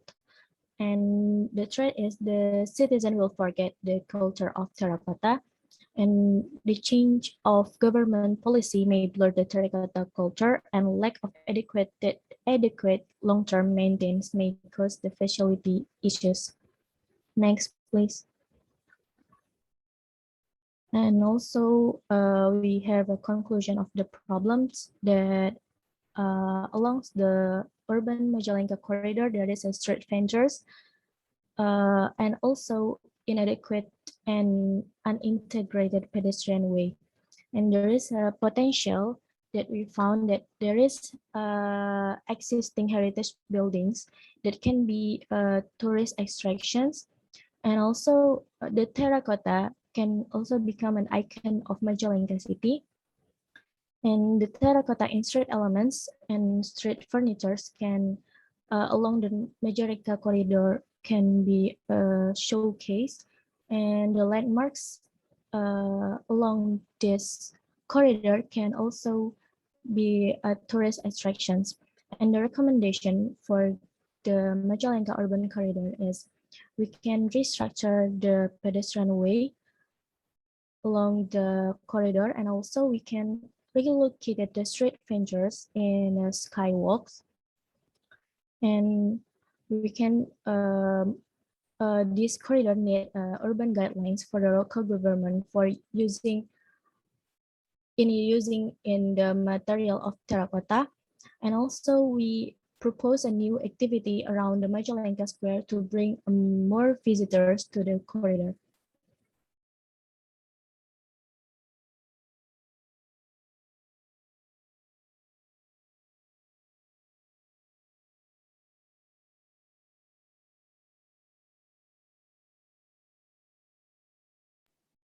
Anyone's presenting? Here I will explain about the Magillango Corridor Framework. We take the implementation of the concept of literature from Sheila Foster and Christian Lyon, published in the year 2015 in the book Ostrom in the City, Design Principle and Practice for the Urban Commons. There are 5 design principles for urban community, namely collective governance, enabling state, social and economic pooling, experimentalism, and tech justice. And next slide.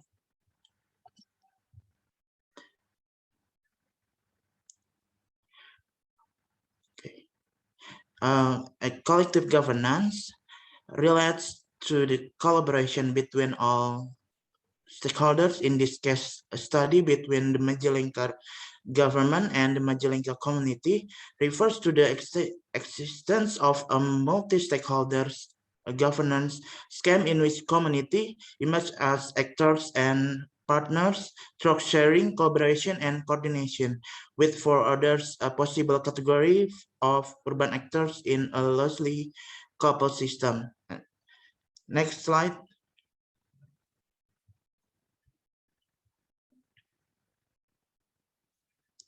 And then enabling state.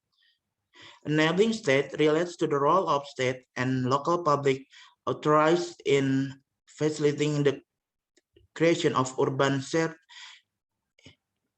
interests and supporting governance arrangement for the management and sustainability of urban shared interests, Terracotta City program, and Magillango corridor development by the regional government. Magillango Square and the Tourism Information Center are public space that already use terracotta as the main material. This program will also be developed in the Magillango corridor and in other public places by the local government. Attached is a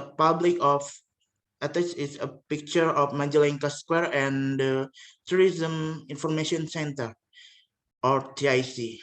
And then next slide.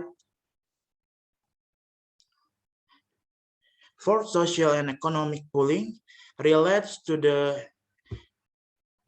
existence of autonomous institutions that are open, participatory, and managed or owned by local community, operating in non-mainstream economic system. First, terracotta produce donate their products. Vendors and business contribute to the culinary space. And then terracotta produced in Magillango City, Song Erie, and Abadi Factory, Ismail House, Ilap Studio, Signage Studio, Jav, Song reproduces contents of artistic terracotta or bricks. Abadi Factory products focus in terracotta roof tile. Ismail House produce cello bricks and roster blocks. Ila Studio products and aesthetic blocks and or partner blocks or tile. Signage Studio produce fakes for vegetation that made from terracotta. Jav products terracotta blocks with many variations. And then next slide. For experimentalism plus adaptive adaptive less-based and iterative approach to design leisure and police innovation that enable the urban commons, evaluate the try and the design or police. And then next slide. For technology justice, relate for an access, participation, co-management, and or co-ownership of technological and digital urban infrastructure, and data as an enabling driver of cooperation and co-creation of urban commons. And then the academician and expert providing design and policy idea. And then next slide.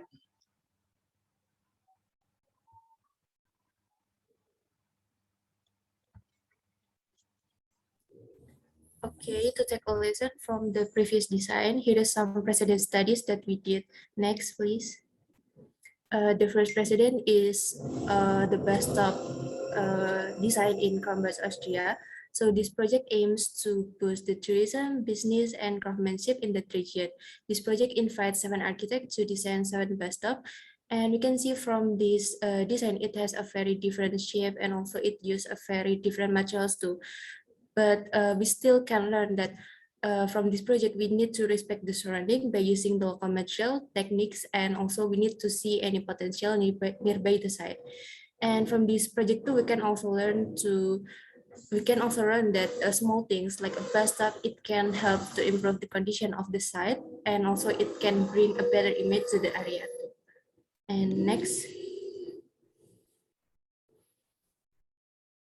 The second precedent is talk more about the street vendors. We know that street vendor itself, it become a very crucial part to the local economic. But however, some street vendors, it not really consider the local rules and regulation. That's why in this case, in Brastagi case, it is proposed to relocate the street vendors to improve the ambience and the local economic. And the second case is the Daha Sports Center. And in this case, the street vendor is not only relocated, but it also gives some design guidelines to improve the visual unity and the experience.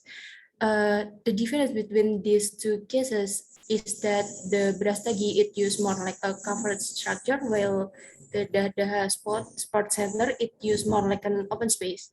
And from these two cases too, we can also learn that if we are going to relocate, we need to consider that the site has a good accessibility, easy to spot, near densely populated space with various activity, and has no negative impact to the street use and day-to-day activities. And it also needs to have a good environment condition and managed properly. Next, please.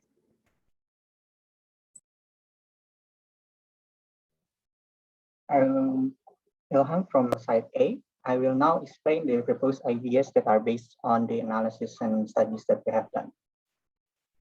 Next slide, please. So our main concept, as has been stated within the title, is Terracotta Motekar. So Terracotta is Terracotta. Motekar is currently the name of a new sightseeing bus project in Magillango, which is Magillango on Tourism Elok Kota Raharja. But Motekar itself means creative in Sundanese, and this makes an inspiration where this bus itself can actually pull creative culture to then create urban commons within the Terracotta City corridor in Magillango. So our concept is that there is currently a bus that goes to the different landmarks in the corridor, but they do not have bus stops. So what we're going to do is that because they go through different kinds of buildings and landmarks, we think that these landmarks can be an inspiration towards the shapes and designs of these bus stops. And these bus stops itself is a practical policy and design implementation that government can use. And there is a reason, there's a budget, there is a populism within making these bus stops. And it can be a showcase opportunity for this government of Magillango to pull resource and showcase projects and products from the different kinds of terracotta artists and terracotta producers throughout Magillango. So basically the tour starts from the Tourist Information Center, then stops within the alun-alun, and then it goes through the Muncul Circle and go to the east, where it will then go through the site B and continue towards the different terracotta villages that have been presented in the previous presentations. I will now take the role of a hypothetical tour guide and take you to the stops one by one. Next slide. So the first stop is the Magillango Square. Welcome to Terracotta City. This is Magillango Square, where the Terracotta City movement of Magillango first gained popularity here in Abdul Halim Street. Here you can see many red bricks, a common terracotta product in Magillango. And as a sample, we may showcase bricks from Jaff, which also has the same pattern of the bricks that is being used in the Magillango Square. Next slide. And then we move to the west and we meet a new Muncul Circle. So this is the new Muncul Circle that I will explain after this as the tour guide. But as me, I will explain that this will use several bricks from Jaff and may also use fountain face from Signage Studio and use relief from the carvings from Signage Studio. Next slide. So this is the new Muncul Circle. Previously, it was a globe that represents Magillango going global with the new international airport. Now, the global is also local, with the globe, previously steel, changed into terracotta red brick, surrounded by cultural wings of Magillango's own batik angin, decorated with terracotta relief. This shows our vision to introduce our own culture and identity to the world, and not just an arbitrary concept of globalism or internationalism. For the bus stop, is also using same showcase of terracotta materials like slow bricks from Ismail House. Next slide. The third stop is Skywalk and GM. We right now still have a long way to achieve our vision, but for now, our presence can be seen here at Gelanggang Gelora Muda. Here, youngsters and everyone from Magillango gather to exercise, to try out local cuisine, living the daily life of Magillango. Slowly but surely, today terracotta is already growing and appearing all throughout Magillango. Now, this design uses roster from Ismail House, brick from Jaff, roofing from Abadi, and follows the common geometry within the area of GGM, which is arc roof and arc shapes, such as seen in the street furniture behind the bus stop, and also in the curved roof of the building where the sports events are being held. The last stop, next slide, is the stop of Gedung Juang. To understand how our present can move towards the future of Magillango as Terracotta City, we need to first understand our history and identity. This is Gedung Juang, a historical governmental building that is now a museum. This is hypothetical. It is only planned to become a museum maybe in the future. From now on, we will explore Magillango's history and visit various villages to understand Magillango's relationship with terracotta. So this design also reflects the shape of the heritage building right behind it. If you can see, there are arc columnates and a traditional Indonesian roof, classic of past Indonesian architecture, and it can also, the design can showcase exposed bricks from Jaff and also roofing from Abadi. That is basically the end of the stop of site A, and this leads nicely to my friends from site B, because the bus will now continue to site B. Thank you.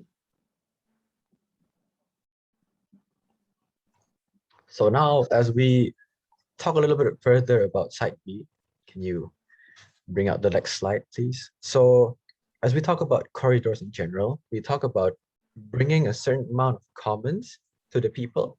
And when the people are doing activities, they tend to walk, and that's a main part of the activity other than bus stops in general. So in the site B, we talk a little bit more about street furnitures and how they can bring a certain amount of commons to the people utilizing the corridor itself.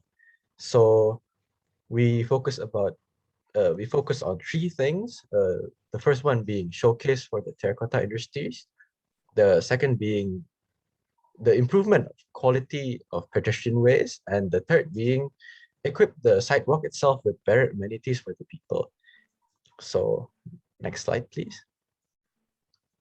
So let's talk a little about public seating itself. We see in the current site, there's not much public seating going on.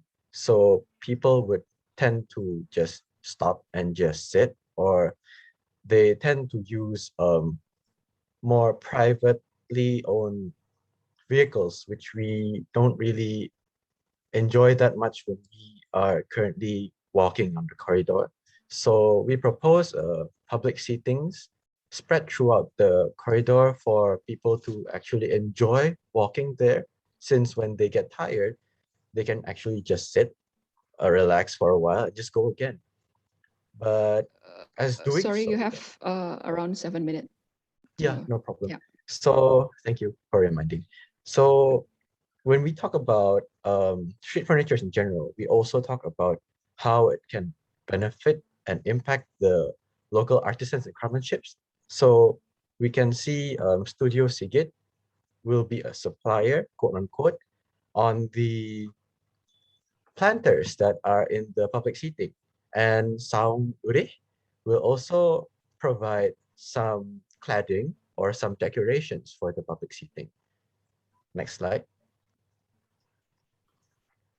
And now we have the signage.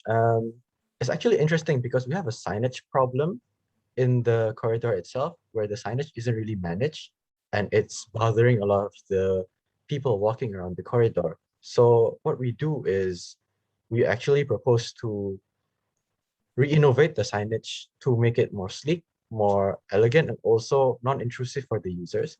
So in this case, we have Jeff Studio, which is also here with us, will be providing some kind of structure for the signage, and as well as Ismail House for some kind of decoration for the signage as well, so it becomes more appealing to the people itself.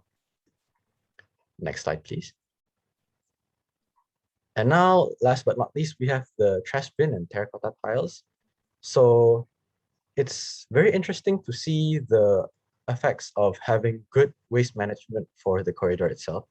In here, we propose a plan to actually manage the waste according to its categories, such as toxic waste, inorganic waste, and organic waste. It is now not implemented yet in Magillango, so as far as we know. And the cladding will be supported by Jeff Studio. And for the terracotta tiles, we plan on having a terracotta theme to the corridor itself, since the buildings are privately owned and the current conditions do not actually allow us to, quote unquote, demolish and reconstruct the facade itself. So what we plan on introducing is we bring the terracotta feeling to the corridor by actually changing the tiles in the in the sidewalk itself. It might be provided by Ila Studio or Studio Sigit, both which is actually focusing on that type of material. Next slide. And now we talk about the implementations a little. So we see the before and after. Before, there is no actual guidelines. There are no clear benchmarks and clear visual representation of what the terracotta movement can be in the corridor. But after, we see visual continuity, and we see better problem solvers for the current condition itself, where everything is managed properly. Next slide.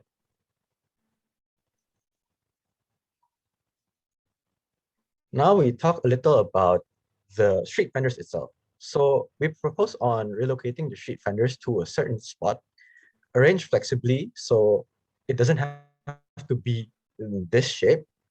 It can be around the Tourist Information Center, the local market, and the local square in the Magillango corridor. And as you can see, we actually propose a very interesting design where we actually make the street vendors look similar. So it has a visual aspect to it. And we also propose some seating areas as well to make the commons show more in the area. So, and we have the information administration place and non-local vendors. So why do we put non-local vendors? So they actually serve as a means to an end when we talk about the management and the taking care of the whole site itself. We can actually propose a deal with them for them to actually help the government in managing the place while giving the chance for them to actually sell their goods alongside the normal street vendors here. So this will be the end, and we can just say we hope this will serve as a starting guideline for Majalengka's renaissance and the revival of the terracotta era. And we hope this will also bring a certain amount of comments to the place for now and in the future. Thank you very much for listening to our presentation, and have a nice day, everyone. Thank you. What interesting presentation you already have there, using bus as a narrative, how to communicate the presentation. So I would like to invite Pak Agus to give a brief comments on two presentations that we already have just now. Pak Agus, are you there?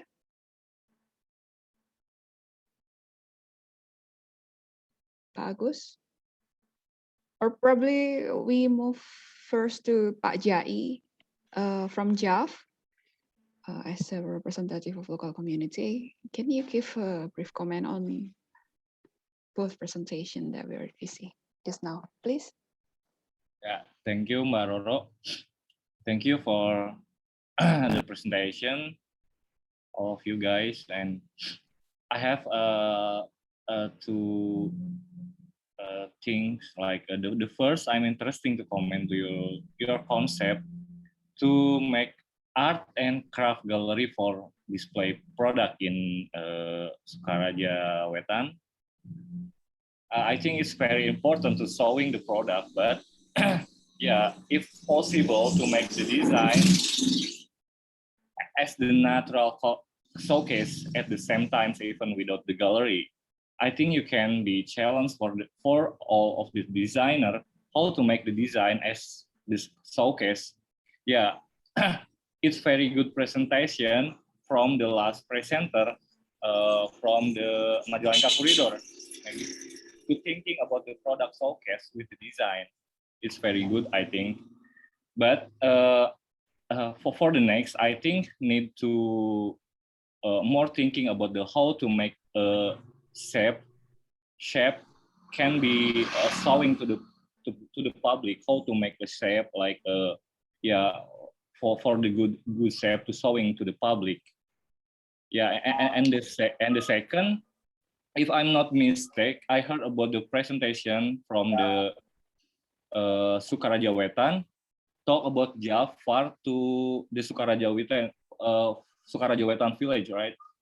Yeah, maybe when view from the Sukaraja Wetan area, the location is quite far from JAV in Jatisura.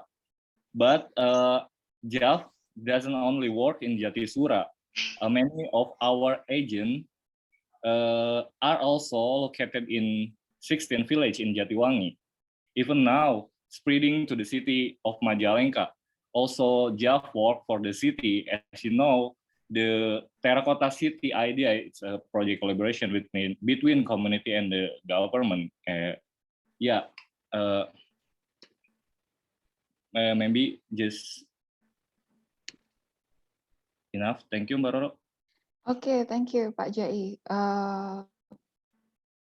It's interesting comment to make sure, yeah,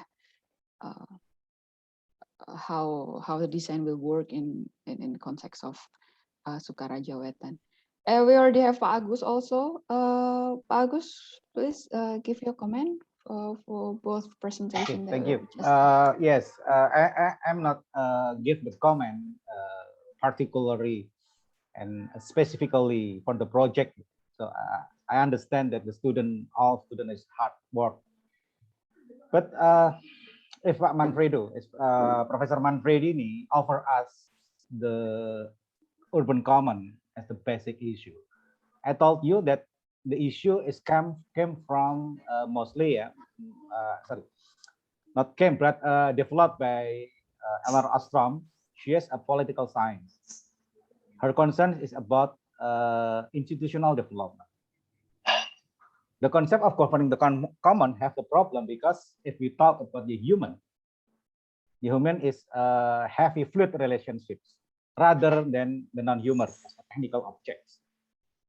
If we talk about the technical object, if we talk about the artifact, we talk about more stable relationship rather than human relationships.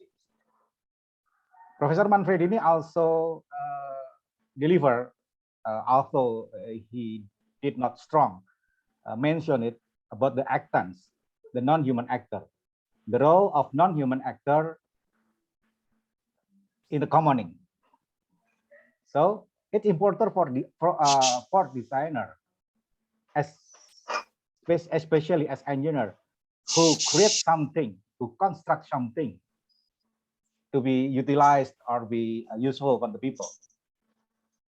Engineer and designer, also planner out of the other profession, is creating the non-human object called artifact, technical object, or technology.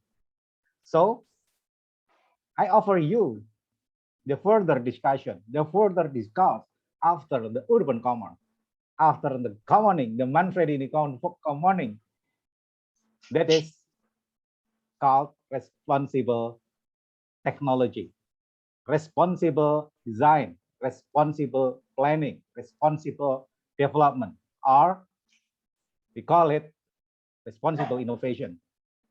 If we create a technical object, it's called technology, please concerning the human, concerning the ethical.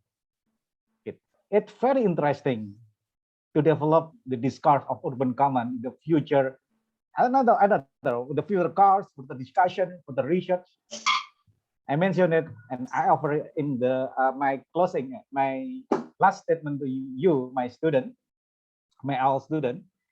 We open your works by creative culture and urban commons, and I end it with offering the new term to be open the next discourse, the next exercise, next workshop. It's called creative culture and responsible innovation. It's my comment, Roro. I'm not special in comment the work, but offering the new discourse to be followed up in the other moment and the other participants, the other speakers. This is about learning. Thank you, Roro. Thank you, Pak Agus. That's probably the last comment for this session. But before I close, I would extend my appreciation to all the invitees and also all the participants that already show show hard work in the last 2 weeks, and what you have achieved at this point is very it's an excellent work. You have to be proud of yourself, and I really hope, as one of the tutor, I really hope that what we have given here, you can get something, at least another approach that probably a bit different to what you already get from the normal studio, because this is something that is more social related design approach that Pak Agus already mentioned, something that have to be more designed with responsibility to the people, including the people in the context. All right, so I think I will have to give back this session to the MCs to probably continue the session. Zudi? Okay, Bu Roro, thank you very much. Thank you so much. Yeah, for handling this discussion. And again, thank you for all participants who work hard in presenting, and commentators, tutors, and examiner. Yeah. Okay. We proceed to the final agenda in this afternoon to officially close this IVC and IVW workshop. We invite Dr. Sri Mariati, she has joined our Zoom meeting. The Dean of School of Architecture, Planning and Policy Development. The time is yours, Dr. Sri. Yeah, thank you, Zuhdi. Yes, good afternoon, good evening, good morning to all lecturer and participants, and also for organizing committee, and also here I saw Ibu Dewi Larasati, program coordinator for architecture program at our school. Warmest greeting from Bandung, Indonesia. Finally, we arrived at the end of the international virtual course, Creative Culture and Urban Commons, a collaboration between ITB and the University of Auckland that conducted from August 9 to August to today, August 20. And it is also supported the national program, so-called Merdeka Belajar Kampus Merdeka, and supported by World Class University program from ITB. Valuable lecture from expert has been delivered, and participants have also presented their best work in the international virtual course. I saw some comment in the end of this discussion. And I think it is a very good achievement from the student I think you got a lot from this summer camp, from this international virtual course. Our gratitude go to all the lecturer and participant of this course, and special thanks go to Dr. Manfredo Manfredini from University of Auckland. We hope our collaboration will continue in the future. Also, thank you for organizing committee, Pak Agus, Bu Roro, Zuhdi, Penny. Thank you very much, and also for Bu Dewi as a program coordinator for architecture study program. We expect this program will bring new insight for the participant and open opportunity for collaborative initiative between academic institution and also participant. Hereby, I officially close the International Virtual Course, Creative Culture and Urban Common. Thank you very much. See you in the next our International Virtual Course. Thank you, Bu Dekan. Terima kasih, Bu Sri. Thank you. Thank you, Dr. Sri Mariati, for the speech, and that marks the official closing of International Virtual Course, Creative Commons and Urban Commons, Creative Culture and Urban Commons. And maybe next year we will meet at International Virtual Course. Maybe I think we have a photo session. Oh, of course, Pak Agus. Still Yes. Pak Manfredo, Prasan Manfredo, and Bu Dekan and Bu Dewi, and still Pak Wing still attend here. Oh yeah, Pak Agus. Yes. After this, yeah. Oh, after the thank you. Okay. Yeah, we will meet at next year virtual course, and all participants. Finally, we are coming to the end of this event, and I thank you. We thank you for all your enthusiasm and spirit and endless support. I hope our relation or connection will continue even after this event close. Yeah. And as we can see, many of us is not patient to take a photo, so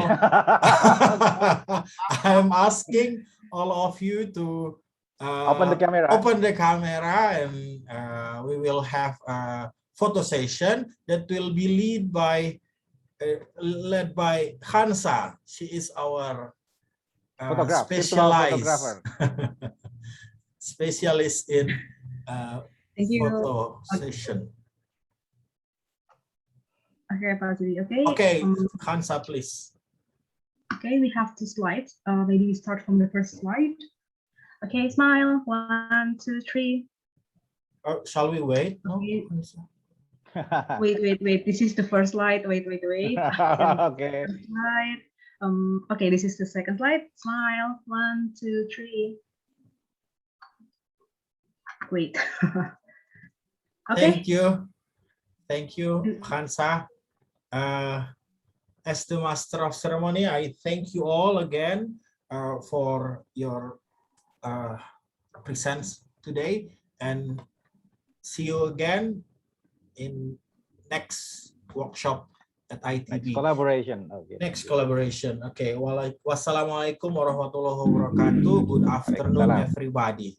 Waalaikumsalam. Thank you. See ya. Thank you. Thank you so much. Bu Dewi. Thank you, Terima kasih. Thank you, Pak Wing, Bu Dewi. See ya. Bye-bye. Take care. Pak Wing. Thank you, Manfredo. Manfredo, See ya. thank you. Terima kasih. Bye. Zi Manfredo. Thank you. Thank you, Ji. Bye-bye. Thank Pak you. Jai.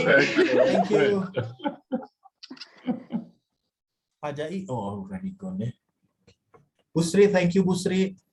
Ya, thank you, Gufdi, all. I end the meeting ya. Ya, saya leave ya. Mangga Bu, nuhun. Pak Zudi, terima kasih. Sama-sama Bu.